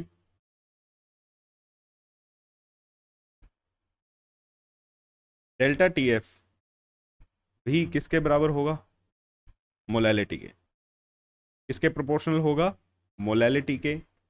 अब ये मोलैलिटी के प्रोपोर्शनल है, तो बेटा यहां से डेल्टा टीएफ के लिए भी एक कांस्टेंट आएगा, जो आएगा यहाँ पे के एफ इंटू एम। सारी बातें सेम। के एफ क्या लिखा जाएगा, डिप्रेशन कांस्टेंट। के एफ क्या लिखा जाएगा, डिप्रेशन कांस्टेंट, या फिर इसको बोलते हैं, जैसे उसको एब्लोस्कोपिक कांस्टेंट बोलते हैं, इसको बोलते हैं बेटा क्रायोस्कोपिक। इंजीनियरिंग में जाओगे क्रायोस्कोपिक अलग से ब्रांच होती है, ठीक है, जहाँ पे एक क्रायोजेनिक्स, उसको हम बोलते हैं क्रायोजेनिक्स, जब आप बहुत ही लो टेम्परेचर पे स्टडी करते हो। लो टेम्परेचर पे स्टडी करने का मतलब ये नहीं है कि एसी का टेम्परेचर रूम में कम करके फिर पढ़ना, कि भैया हमारे बहुत कम टेम्परेचर पे, बहुत लो टेम्परेचर पे हमारे मॉलिक्यूल्स कैसे बिहेव करते हैं, ठीक है। उस ब्रांच को हम कहते हैं क्रायोजेनिक्स, और वहीं से वर्ड क्या आया, क्रायोस्कोपिक। और सेम काम, depends only on nature of solvent, depends only on nature of solvent. इसका भी फॉर्मूला मैं आपको बता देता हूँ, जैसे उसका बताया था वैसे ज़रूरत नहीं पड़ती। अगर सीबीएसई पागल हो गई है ना तो पूछ ले, तो अलग बात है। अदरवाइज आपकी कहीं पे ये फॉर्मूले की ज़रूरत नहीं पड़ेगी। हाँ, फ्लेक्स करने में आपको काम आ सकता है।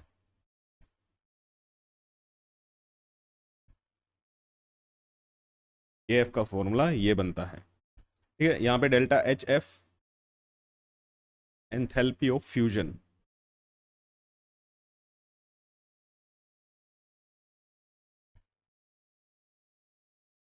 एंथैल्पी ऑफ फ्यूजन, ठीक है।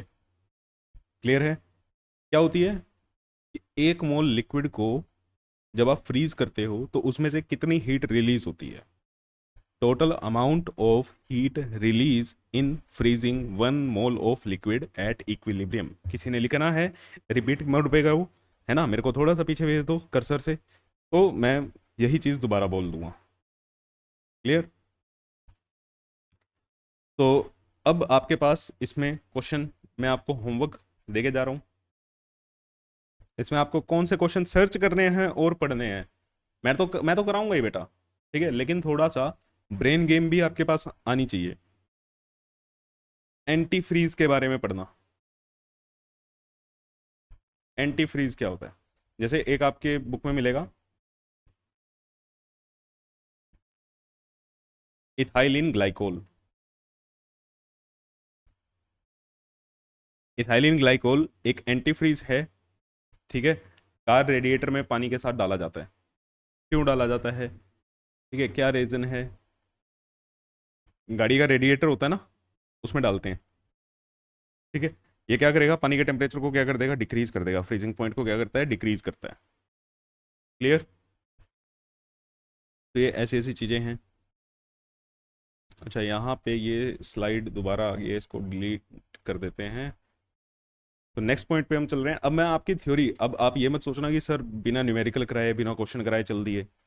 सर आपके कभी भी नहीं जाते, और आपको तो आई होप जब से ये चैप्टर चल रहा है आपको पता लग ही गया है कि हम न्यूमेरिकल न्यूमेरिकल ज़्यादा खेलते हैं ना। ये आपकी थ्योरी वाला पोर्शन है, इसमें आप एंटी फ्रीज वाले क्वेश्चन सर्च करोगे, ठीक है। Ice with salt, ice mixed with salt,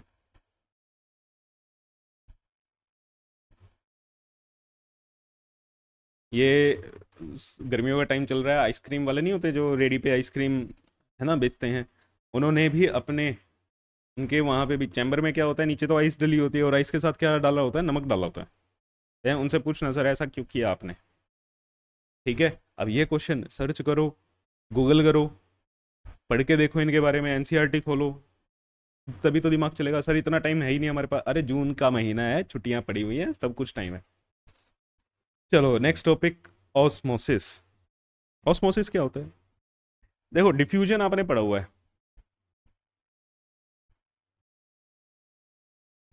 RO आपके घर में लगे हुए हैं, है ना। आर ओ का मतलब भी क्या है, रिवर्स ऑस्मोसिस। ऑस्मोसिस का उल्टा, रिवर्स में।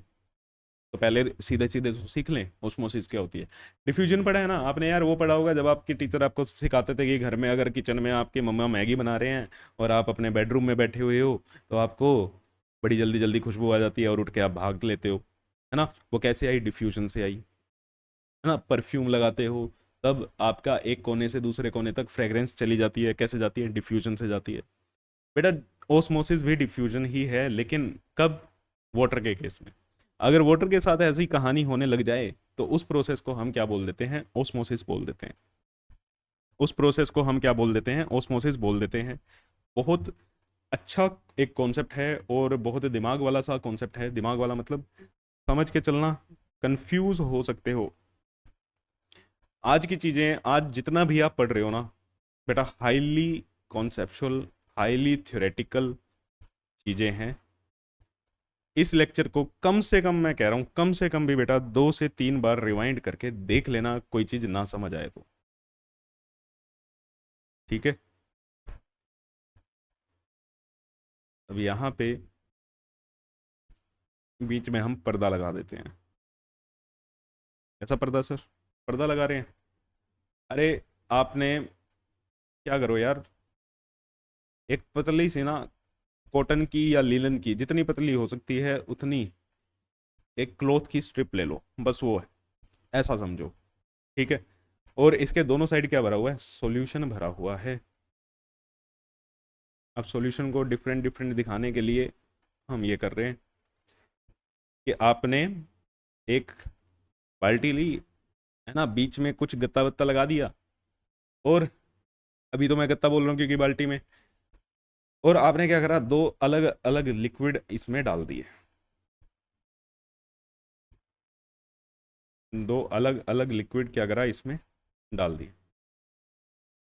अब अब क्या करना है सर, देखो ये जो हमने लगाई इसे हम बोलते हैं SPM, this is semi permeable membrane. हाँ सर, इसका तो नाम सुना हुआ है, बिल्कुल सुना हुआ है बेटा आपने, बायो में भी सुना हुआ है ना। एक झिल्ली होती है जो सभी को, जो सोल्यूट पार्टिकल्स है उसको जाने नहीं देगी, मोटे मोटे इसमें बिल्कुल बारीक बारीक छेद होगा, है ना, जो कोई कंकर वंकर होगा आपके सॉल्यूशन में कुछ होगा उसको जाने नहीं देगी। ठीक। चलो भाई अब काम स्टार्ट करते हैं। ये हमारा सॉल्यूशन वन, ये हमारा सॉल्यूशन टू। ठीक है, इसकी कंसंट्रेशन C2 मोलर, इसकी कंसंट्रेशन C1 मोलर। क्लियर है। हम मान लेते हैं कि हमारी C1 ज़्यादा है। C1 क्या है, ज़्यादा है। इसका ज़्यादा होने का मतलब क्या है, C1 में सोल्यूट ज़्यादा है।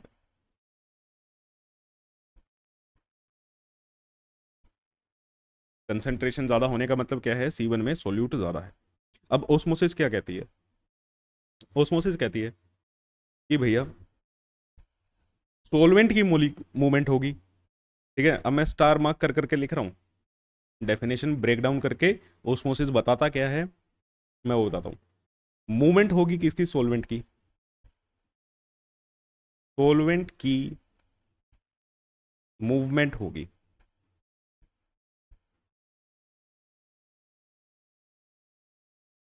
अब मुझे नहीं पता आपके स्कूल में इसको ना कई तरीके से आप डिफाइन कर सकते हो, अभी मैं आपको वो भी सिखाऊंगा। पहली चीज, सोलवेंट की मोलिक्यूल होगी, मूवमेंट होगी, सर कहाँ से कहाँ होगी, है ना। दूसरा इंपॉर्टेंट पॉइंट, कहाँ से कहाँ मूव करेगा, सोलवेंट मूव करेगा लो कंसंट्रेशन से हाई कंसंट्रेशन सॉल्यूशन की तरफ, लो कंसंट्रेशन सॉल्यूशन से हाई कंसंट्रेशन सॉल्यूशन पे। है सर, सर हमारे स्कूल में तो हाई से लो कुछ ऐसा बताया था, मतलब मेरे को आता तो है नहीं, है ना, याद तो मेरे है नहीं क्या पढ़ाया था स्कूल वालों ने, वो तो कौन ही याद रखता है। लेकिन एक वर्ड तो ऐसा सुना था शायद, हाई से लो, हाई से लो कर रहे थे वो। हाई से लो भी कर सकते हैं, ठीक है, हाई से लो भी कर सकते हैं, लेकिन वो किस टर्म में बात कर रहे हैं वो अलग है। हम यहाँ पे किस टर्म में बात कर रहे हैं, हम यहाँ पे कंसंट्रेशन की टर्म में बात कर रहे हैं। वो जो खाली ये वर्ड नहीं ध्यान रख रहे हैं, हाई से लो या लो से हाई, क्या, हाई से लो प्रेशर, हाई से लो वॉल्यूम, या हाई से लो कंसंट्रेशन। ठीक है, ये जो लो हाई वाला गेम चला के रखते हो ना आप, सिर्फ ये याद करते हो लो से हाई मूव करता है, हाई से लो मूव करता है। अरे भैया लो हाई क्या है, लो कंसंट्रेशन से हाई कंसंट्रेशन, या हाई प्रेशर से लो प्रेशर, लो वॉल्यूम से हाई वॉल्यूम, कैसे वर्ड मार्क कर दिए हैं साफ साफ। ठीक है, ये आपकी ओस्मोसिस है। सोलवेंट की मूवमेंट लो कंसंट्रेशन से high concentration through a semi permeable membrane, through a semi permeable membrane is called osmosis. ठीक है, पढ़ लो भाई पढ़ लो, देखो कोयल भी इतनी बोल रही है मेरे यहाँ, तो आपको आवाज़ आ रही है, पता नहीं नहीं आ रही होगी लेकिन बहुत ज़्यादा।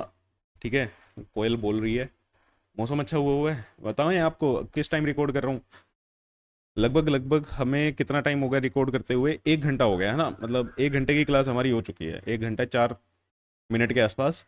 और ये 7:20 का टाइम हुआ है, डेट है 30 मई, है ना। आपको लिखते हैं सर आपके कैसे कैसे मेहनत करते हैं, 30 मई 2025। अभी का टाइम है 7:20 AM। और मौसम बड़ा सुंदर हुआ है ना, धूप बिल्कुल भी नहीं है, बारिश के आसार हैं। आप भी मेरे को कमेंट करके बताओ कि भाई ऑस्मोसिस तो पढ़ लेंगे, मौसम कैसा है आपके एरिया में, है ना। अच्छा और एक इंटरेस्टिंग चीज़ ये भी बताओ यार, आप कहाँ से देख रहे हो, है ना, कौन कौन से शहर से हो आप, वो भी मेरे को लिख के कमेंट में एक बार बताओ, मज़ा आएगा। ठीक है, और कोयल एकदम पूरा हाई वॉल्यूम पे नीचे चै चै चै कर रही है। चलो जी वापस आ जाते हैं ऑस्मोसिस पे, मौसम की बहुत बातें होगी। तो ठीक है, मैंने आपके डाउट पहले ही ले लिया, स्कूल में पता नहीं बेटा क्या कराई होगी, आप पढ़ते हो हाई लो, ठीक है, या लो हाई, आप मेन टर्म तो आप भूले जाते हो यार। कंसंट्रेशन के टर्म्स में आप कह रहे हो, वॉल्यूम की टर्म्स में आप कह रहे हो, प्रेशर की टर्म्स में आप कह रहे हो, किस चीज में आप बेटा बात कर रहे हो? क्योंकि जब हम यहाँ पे कंसंट्रेशन की बात कर रहे हैं ना, अगर कंसंट्रेशन C1 का ज्यादा है तो मीन्स वहां पे सोल्यूट ज्यादा है, सोलवेंट कम है। C2 में सोलवेंट ज्यादा है, ठीक है। आप इसकी, अगर मैं इसको ऐसे भी लिख सकता था, हाई कंसंट्रेशन किसकी, सॉल्यूशन की, to low concentration of solvent, sorry, वो हमने कंसंट्रेशन की टर्म में लिखा है। मैं यहाँ पे ये सीधा सीधा अगर मैं अभी आपको मूव करा के दिखाता हूँ, अभी पहले मैं एरो बना दूं, कहाँ से कहाँ मूव करेगा और क्या मूव करेगा, सोलवेंट, ठीक है। सोलवेंट की मूवमेंट होगी, कब तक होगी, ठीक है, पहली चीज सोलवेंट मूव करेगा, दूसरी चीज कहाँ से कहाँ मूव करेगा, लो कंसंट्रेशन से हाई कंसंट्रेशन। भैया जो लो कंसंट्रेशन है वहां पे एक्चुअल में सोलवेंट ज्यादा है यार, आप फॉर्मूला लगा के देखो। कंसंट्रेशन क्या होता है, सोल्यूट के मोल्स, मेरे प्यारे प्यारे बच्चों, मोल्स सोल्यूट के, और वॉल्यूम किसकी, सॉल्यूशन की।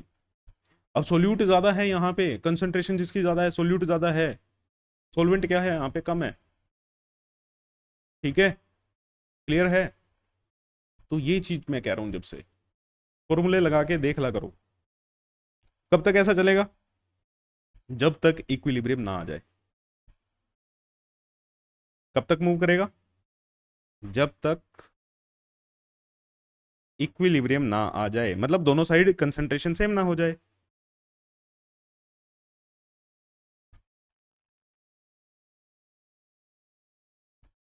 तो बहुत ही सिंपल भाषा में तोड़ तोड़ के मैंने लिख दी है, ओस्मोसिस क्या होता है।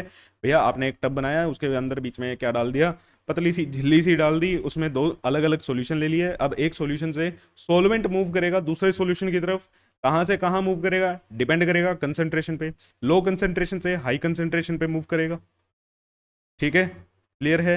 अब ये सर एसपीएम क्यों लगाई, एसपीएम का रीजन क्या था, कि सोल्यूट पार्टिकल का साइज क्या होता है, बड़ा होता है, ठीक है, यहां से सिर्फ सोलवेंट ही मूव कर पाएगा, ठीक है। आपसे पूछ लेना सर एसपीएम से सिर्फ सोलवेंट ही क्यों निकल रहा है, सोल्यूट क्यों नहीं निकल रहा, क्योंकि भैया एसपीएम है, एसपीएम बड़ी छोटी छोटी बिल्कुल, इसमें बारीक बारीक से छेद होंगे, और जो सोल्यूट होगा उसका साइज ज्यादा होता है, ठीक है। अभी लिखता हूँ, सारी चीजें मैं आपकी लिखता हूँ।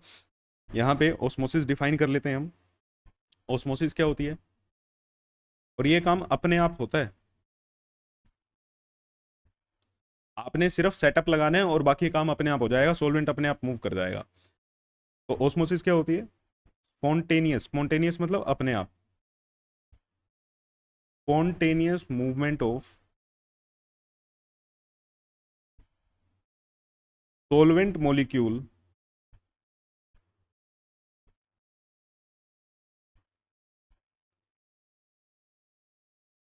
from low concentration solution to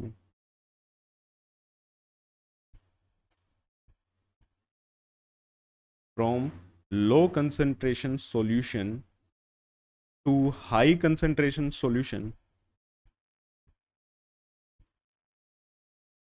to high concentration solution through SPM, through semi permeable membrane is called osmosis, is called osmosis, ठीक है। अब तुम्हारे दिमाग में एक और डर सताने लग गया होगा, सर अगर हम ये डेफिनेशन लिखा है, हमारी मैडम ने नंबर कम दे दिए हमें, तो क्या करें। भैया तुम्हारे स्कूल की मैडम जरूर दे सकती है, बोर्ड में किसी की हिम्मत नहीं है नंबर काट ले, ठीक है, चैलेंज कर देना कोर्ट में, बात खत्म। वैसे तो काटेगा ही नहीं यार, जिसको आता है ना वो तो नहीं काटेगा। अब वो क्वेश्चन जो आपका कई बार पूछ लिया जाता है कि सिर्फ और सिर्फ सॉल्वेंट मॉलिक्यूल ही क्यों मूव कर रहे हैं, why SPM allows movement of solvent molecule only.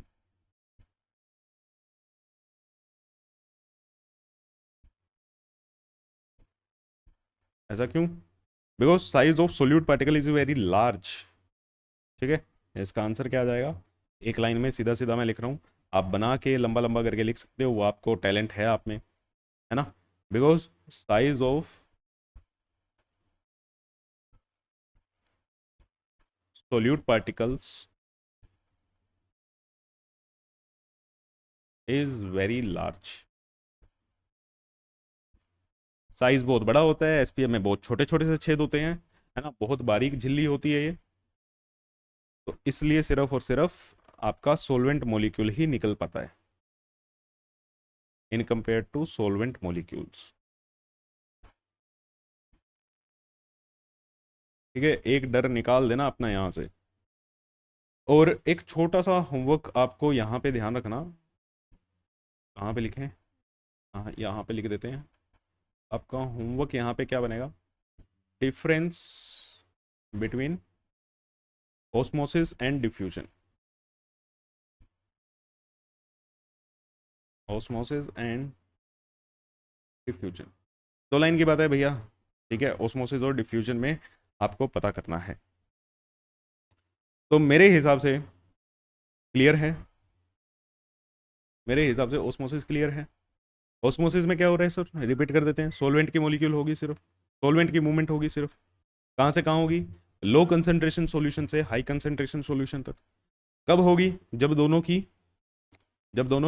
Equilibrium में ना आ जाए। चलो इक्विलिब्रियम वाली बात भी कर लेते हैं।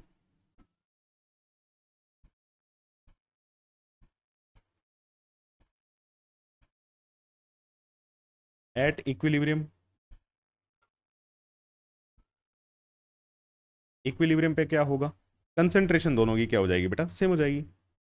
ठीक है, और आपकी मूवमेंट क्या हो जाएगी? रुक जाएगी। Concentration of solution 1 is equal to concentration of solution 2। मतलब आपकी C1 is equal to C2 हो जाएगी। अब सर इसका फॉर्मूला क्या बनेगा? भैया जो डाटा दिया होगा यार, कंसंट्रेशन टर्म्स हमने इतनी ज़्यादा पढ़ ली हैं, है ना, कंसंट्रेशन तो हमने बहुत ज़्यादा पढ़ ली। क्लियर है? क्लियर है आपके? इसमें भी आप मतलब कंसंट्रेशन के ऊपर डिपेंड करेगा यार आपका क्या डाटा दिया हुआ है। ठीक है, कंसंट्रेशन का फॉर्मूला आप क्या लगा रहे हो, क्या नहीं लगा रहे हो सकता है आप यहाँ पे मास परसेंटेज की टर्म में भी लगा सकते हो। अब कंसंट्रेशन, है ना, कई बार मास परसेंटेज दिया होता है। आज मैं न्यूमेरिकल नहीं करा रहा, न्यूमेरिकल का इस पे अलग से अगला जो लेक्चर आएगा वो न्यूमेरिकल फ्रंट पे ही रहेगा। ठीक है, उसमें हम न्यूमेरिकल भी करेंगे और थ्योरी भी करेंगे। ठीक है, मास परसेंटेज हो सकती है, हो सकता है मोलैरिटी हो सकता है मोलैलिटी हो। आज अब सिर्फ और सिर्फ काम थ्योरी है, तो जो भी हमें दिया होगा, जिस भी टर्म में हमें कंसंट्रेशन दी होगी, हम उस टर्म में फॉर्मूला लगा देंगे। ठीक है, ये डिपेंड करेगा बेटा सिर्फ क्वेश्चन के ऊपर कि उन्होंने क्या क्वेश्चन दिया है। ठीक है, कैसे उन्होंने क्वेश्चन को फ्रेम किया है। क्लियर है मेरे बच्चे? चलो अब इतना पढ़ लिया, तो एक और टॉपिक यहाँ से रिलेटेड कि ओस्मोटिक प्रेशर क्या होता है। ठीक है, ओस्मोटिक प्रेशर क्या होता है? क्लियर? चलो एक काम करते हैं, इस डायग्राम को कॉपी कर लेते हैं।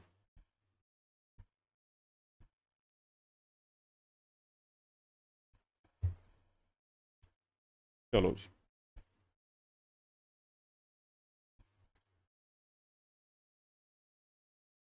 अरे अरे अरे, ठीक है, चलो ऐसे ही ठीक है।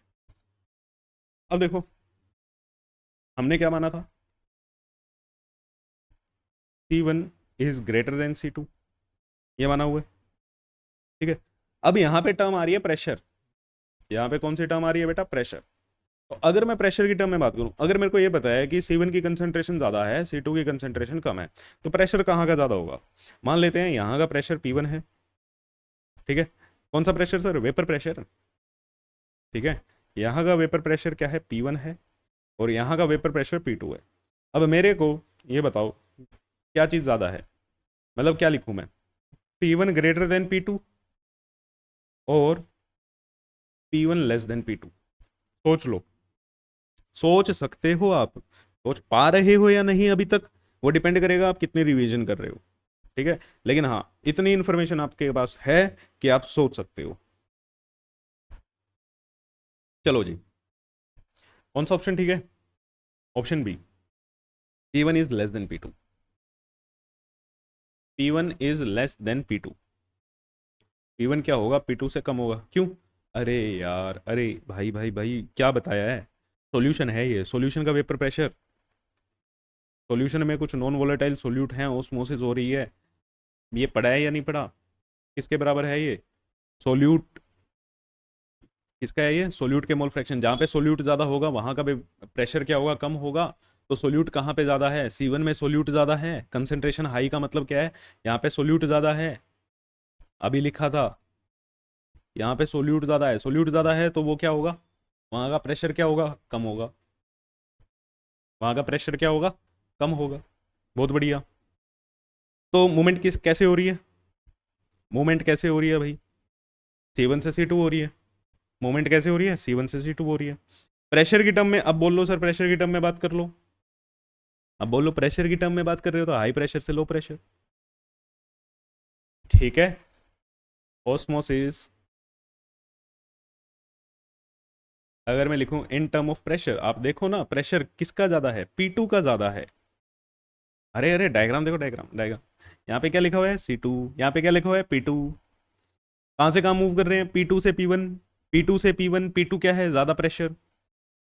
तो ले, इन टर्म ऑफ प्रेशर। अगर आपके टीचर ने प्रेशर की टर्म में बताई होगी तो ऐसे बताई होगी। ऑस्मोसिस क्या होती है? सॉल्वेंट मॉलिक्यूल्स की movement, movement of solvent molecule from high pressure to low pressure। अरे सर, हाँ जी बेटा, ठीक है। हाई प्रेशर से लो प्रेशर, देखा इसीलिए कहा था आप हाई लो लो हाई ये करते रहते हो, लेकिन ये नहीं पता कि करना कहाँ पे क्या है। चलो, क्लियर है? अब यहाँ का प्रेशर P1 था, यहाँ का प्रेशर P2 था। ठीक है बच्चे? हाँ जी सर, क्लियर है। मूवमेंट कहाँ से कहाँ हो रही है? हाई प्रेशर से लो प्रेशर। अब ओस्मोटिक प्रेशर क्या होता है? Now come to osmotic pressure.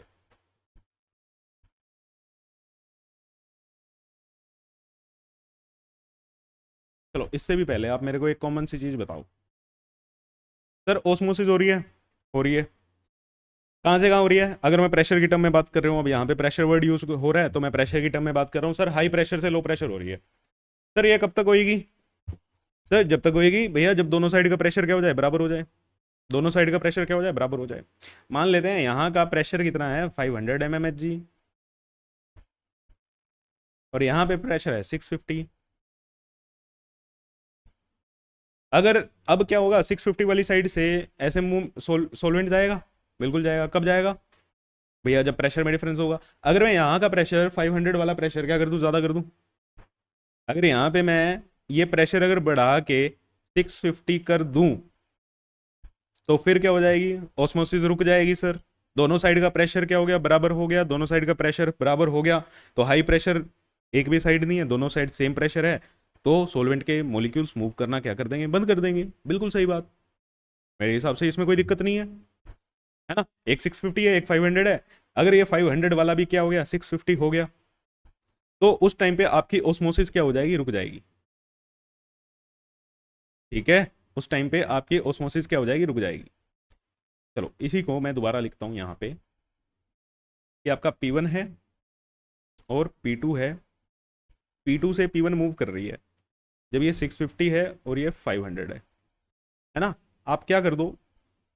P1 को बढ़ा के कितना कर दो? 650 कर दो। और P2 तो 650 है ही है। P2 तो हमारा 650 है ही है। इस पॉइंट पे ओस्मोसिस रुक जाएगी। रुक जाएगी। हाँ जी सर, रुक जाएगी। बस। अब जितना, अब यहाँ पे आपने कितना प्रेशर अप्लाई किया? बढ़ाने के लिए कितना प्रेशर लगाया, 150 प्रेशर लगाया, 150 एटमॉस्फेरिक प्रेशर, 150 का प्रेशर और बढ़ाया हमने, है ना, क्लियर है। तो बस यही होता है ऑस्मोटिक प्रेशर। भैया ऑस्मोसिस को रोकने के लिए, ऑस्मोसिस को रोकने के लिए जितना आपने एक्सटर्नल प्रेशर लगाया ना, उसी प्रेशर को हम ऑस्मोटिक प्रेशर बोलते हैं। इसी को हम क्या बोलते हैं, ऑस्मोटिक प्रेशर बोलते हैं। ऑस्मोसिस को रोकने के लिए जो आप एक्सटर्नल प्रेशर अप्लाई करते हो, वही आपका क्या कहलाता है, ऑस्मोटिक प्रेशर। मतलब अब हम डायग्राम में लिख रहे हैं, अब आपको ये समझ आ गया है कहाँ पे अप्लाई करना है। कहाँ पे अप्लाई करोगे, लो प्रेशर वाली साइड। कहाँ पे अप्लाई करोगे, लो प्रेशर वाली साइड। तो अब ये क्या थी, ये एसपीएम लगी हुई है आपकी। यहाँ पे आपने क्या किया, यहाँ पे आपने क्या किया, प्रेशर को बढ़ाया। यहाँ पे आप क्या कर रहे हो, एक्सटर्नल प्रेशर लगा रहे हो। एक्सटर्नल प्रेशर लगा रहे हो तो यहाँ का प्रेशर 500 से 650 हो जाएगा। हो जाएगा सर। तो ये जो एक्सटर्नल प्रेशर लगाया, यही आपका क्या कहलाएगा, जो आपने अब कितना लगाओगे, अगर हम इसी एग्जांपल से चलें अपने 650 500 वाले से, कितना लगाओगे, 150 का प्रेशर अप्लाई करोगे। तो ये जो 150 का प्रेशर आपने अप्लाई किया, यही क्या है आपका ऑस्मोटिक प्रेशर। तो सिंपल साफ शब्दों में बात करें, ठीक है, कि ऑस्मोसिस रुकने के लिए दोनों साइड का वेपर प्रेशर सेम होना चाहिए, पहला point. To stop osmosis, to stop osmosis vapor pressure of both solution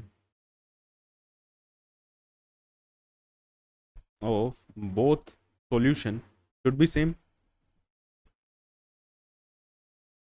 दोनों साइड का वेपर प्रेशर क्या होना चाहिए, बराबर होना चाहिए। यहां तक मेरे बच्चों को कोई दिक्कत नहीं। अब बात करें ऑस्मोटिक प्रेशर की।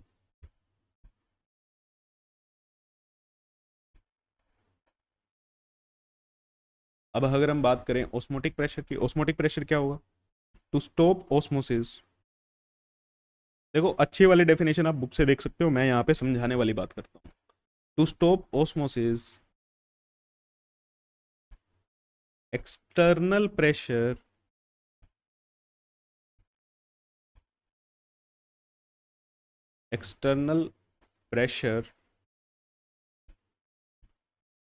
is applied, external pressure is applied किस साइड पे, लो प्रेशर वाली साइड पे, at low pressure side, at low pressure side. This external pressure,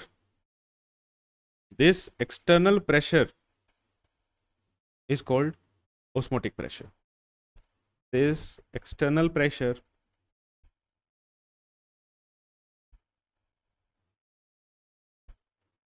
is known as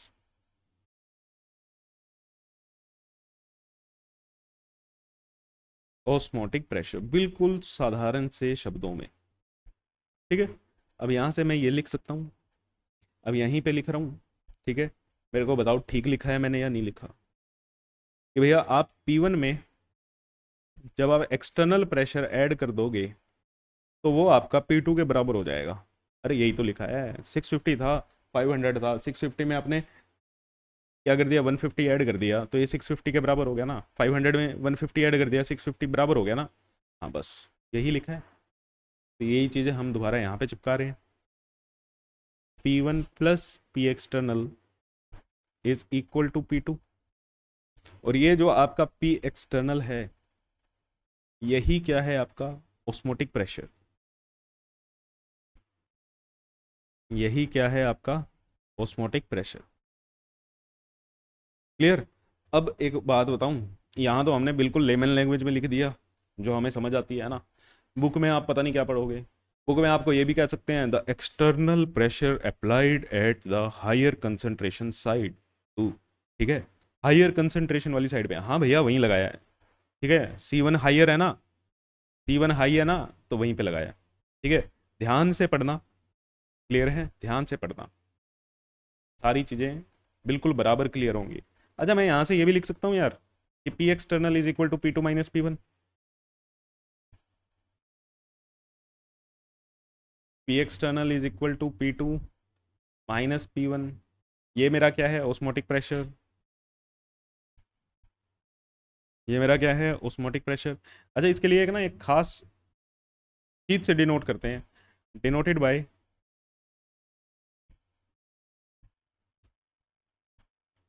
ये साइन होता है, पाई जैसा साइन है ना जो ये, इसको हम क्या कहते हैं, ऑस्मोटिक प्रेशर कहते हैं।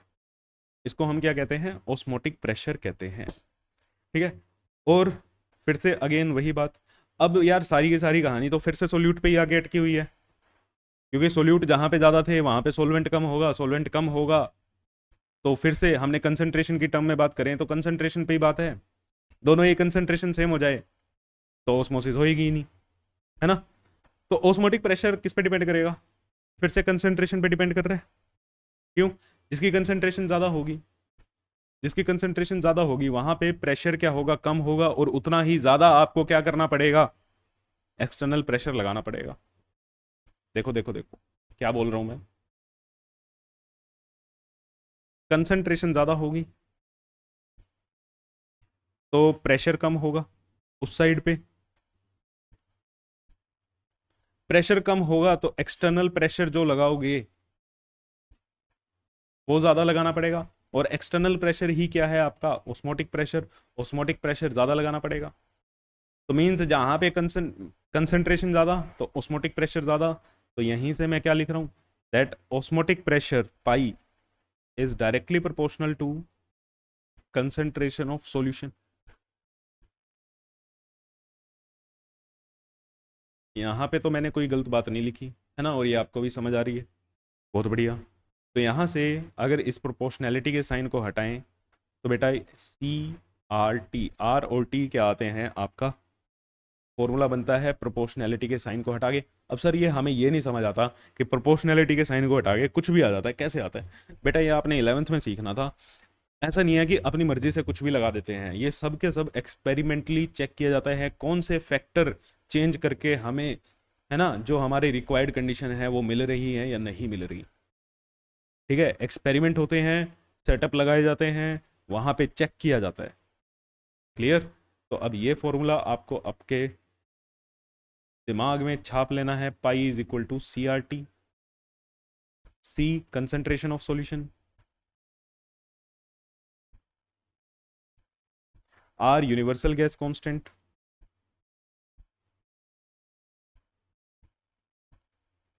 Universal gas constant, T temperature. ठीक है, T क्या होता है, टेम्परेचर। क्लियर। अब रिवर्स ऑस्मोसिस, एक टर्म आती है यहाँ पे रिवर्स ऑस्मोसिस, जो आप RO यूज करते हो ना घर में, RO, वो क्या होती है, रिवर्स ऑस्मोसिस।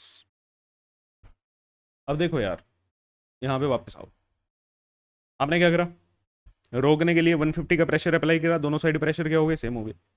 अगर मैं यहाँ पे 150 से ज़्यादा अप्लाई कर दूँ तो, मैंने 200 का अप्लाई कर दिया, देखो इसी कंडीशन को मैं दोबारा से यहीं से उठा लेते हैं, यहीं से सेम ऐसे छाप देते हैं।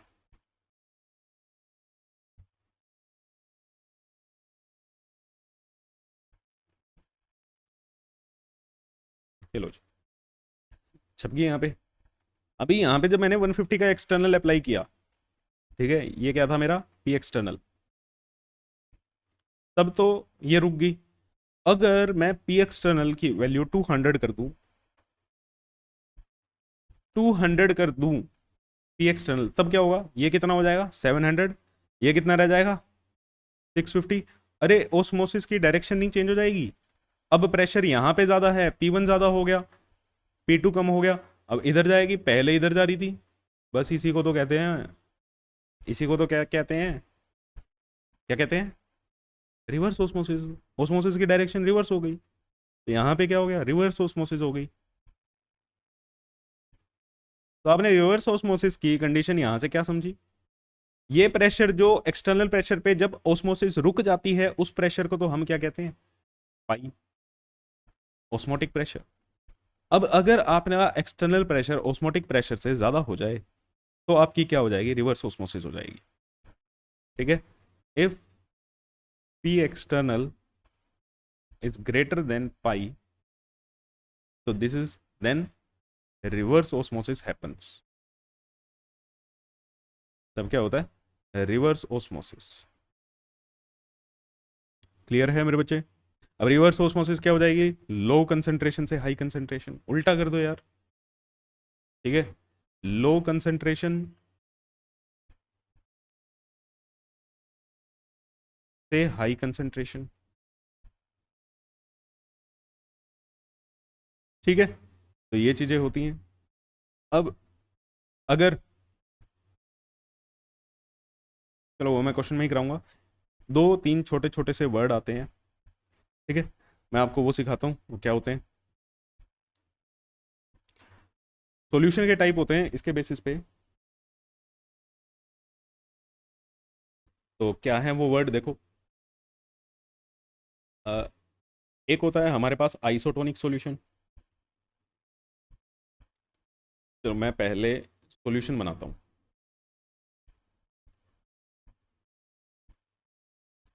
ठीक है, एक हमारे पास ये एक सॉल्यूशन है,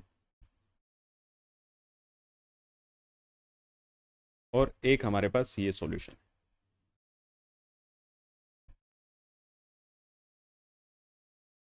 इसका ऑस्मोटिक प्रेशर पाई 1, इसका ऑस्मोटिक प्रेशर पाई 2। अब इस बेसिस पे हम तीन तरह के सॉल्यूशन बना सकते हैं, मतलब सॉल्यूशन को कैटेगराइज कर सकते हैं। एक आइसोटोनिक सॉल्यूशन। अब इस पे तो स्टार मार्क कर लेना, ये वर्ड आपको न्यूमेरिकल में मिलेगा देखने को। ठीक है, एक हाइपरटोनिक,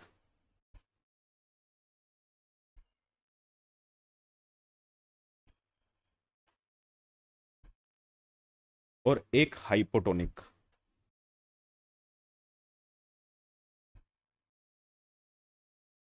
ठीक है, अब कैसे डिफाइन करते हैं आइसोटोनिक? मैं बहुत बार कह रहा हूँ, न्यूमेरिकल में ये वर्ड बहुत देखने को मिलेगा आपको। अगर दोनों का वेपर प्रेशर सेम और दोनों का ऑस्मोटिक प्रेशर क्या है, सेम है, तो सॉल्यूशन क्या होता है, आइसोटोनिक होता है। मतलब C1R1T1 is equal to C2R2T2। ठीक है, और जिसका ज़्यादा होगा, मान लो पाई 1 ज़्यादा है, पाई 1 ज़्यादा है, तो ये वाला सॉल्यूशन क्या कहलाएगा, हाइपरटोनिक। और अगर हम बात कर रहे हैं पाई 1 ज़्यादा है और पाई 2 कम है, तो पाई 2 क्या कहलाएगा बेटा, हाइपोटोनिक। बस। ठीक है, जिस सॉल्यूशन का वेपर प्रेशर ऑस्मोटिक प्रेशर ज़्यादा, वो हाइपरटोनिक सॉल्यूशन। जिस सॉल्यूशन का ऑस्मोटिक प्रेशर कम, वो हाइपोटोनिक सॉल्यूशन। क्लियर है? ठीक है, तो यहाँ पे हमारा थ्योरी वाला पार्ट क्या होता है, कंप्लीट होता है, ऑस्मोसिस। अब लास्ट जो एक टॉपिक बचा वो क्या है हमारा, कोलिगेटिव प्रॉपर्टीज। अब ये कोलिगेटिव प्रॉपर्टीज क्या होती हैं? ठीक है, देखो ये सॉल्यूशन की प्रॉपर्टीज होती हैं। ठीक है, कैसी, कौन सी, केमिकल या फिजिकल? ये फिजिकल प्रॉपर्टीज होती हैं सॉल्यूशन की, जो सिर्फ और सिर्फ number of moles of solute पे डिपेंड करती हैं। Those physical properties, those physical properties of solution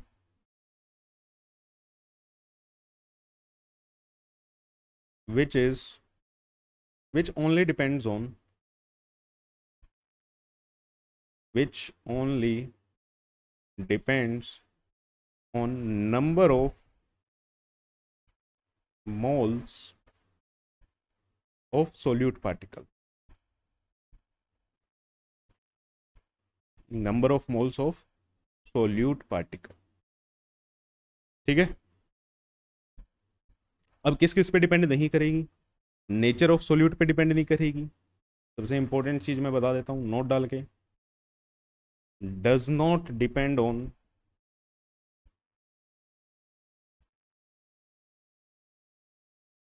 nature of solute, nature of solute पे डिपेंड नहीं करेंगी, सिर्फ सोल्यूट की कंसंट्रेशन पे डिपेंड करेंगी। नेचर ऑफ सोल्यूट कौन कौन सी होती हैं सर? एग्जाम्पल है ना। अब हमें कोलिगेटिव प्रॉपर्टी पढ़नी है, आप लोगों का favourite topic.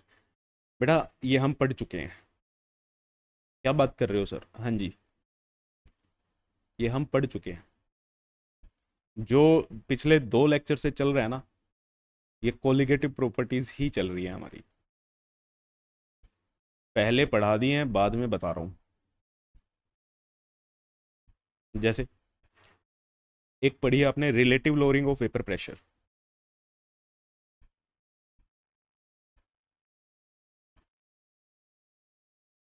Relative lowering of vapour pressure है ना। P naught minus P S upon P naught is equal to this. इसको हम क्या कहते हैं? Relative lowering of vapour pressure. किस पे डिपेंड कर रही है? किस पे डिपेंड कर रही है? मोल फ्रैक्शन ऑफ सोल्यूट, मतलब कंसंट्रेशन ऑफ सोल्यूट पे, मोल्स ऑफ सोल्यूट पे, है ना। तो ये क्या होगी हमारी? एक कोलिगेटिव प्रॉपर्टी होगी। ठीक है। दूसरी आपने क्या पढ़ी? Elevation in boiling point.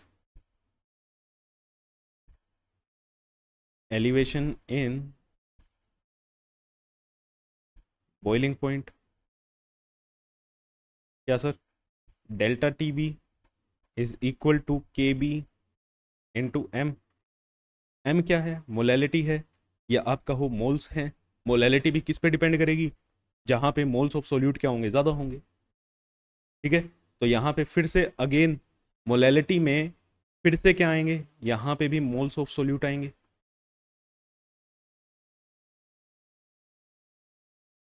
तो ये भी क्या होगी? हमारी कोलिगेटिव प्रॉपर्टी होगी। ऐसे ही third, depression in freezing point.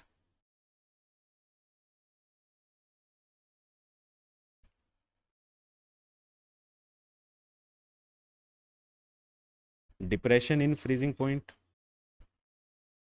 ये भी सेम था।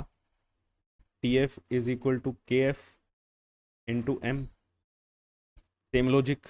और चौथा हमारा क्या है? Osmotic pressure.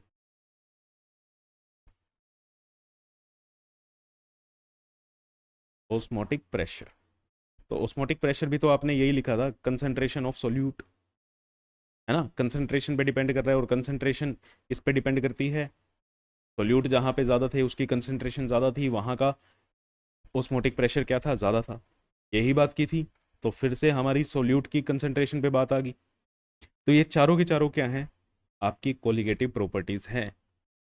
ठीक है।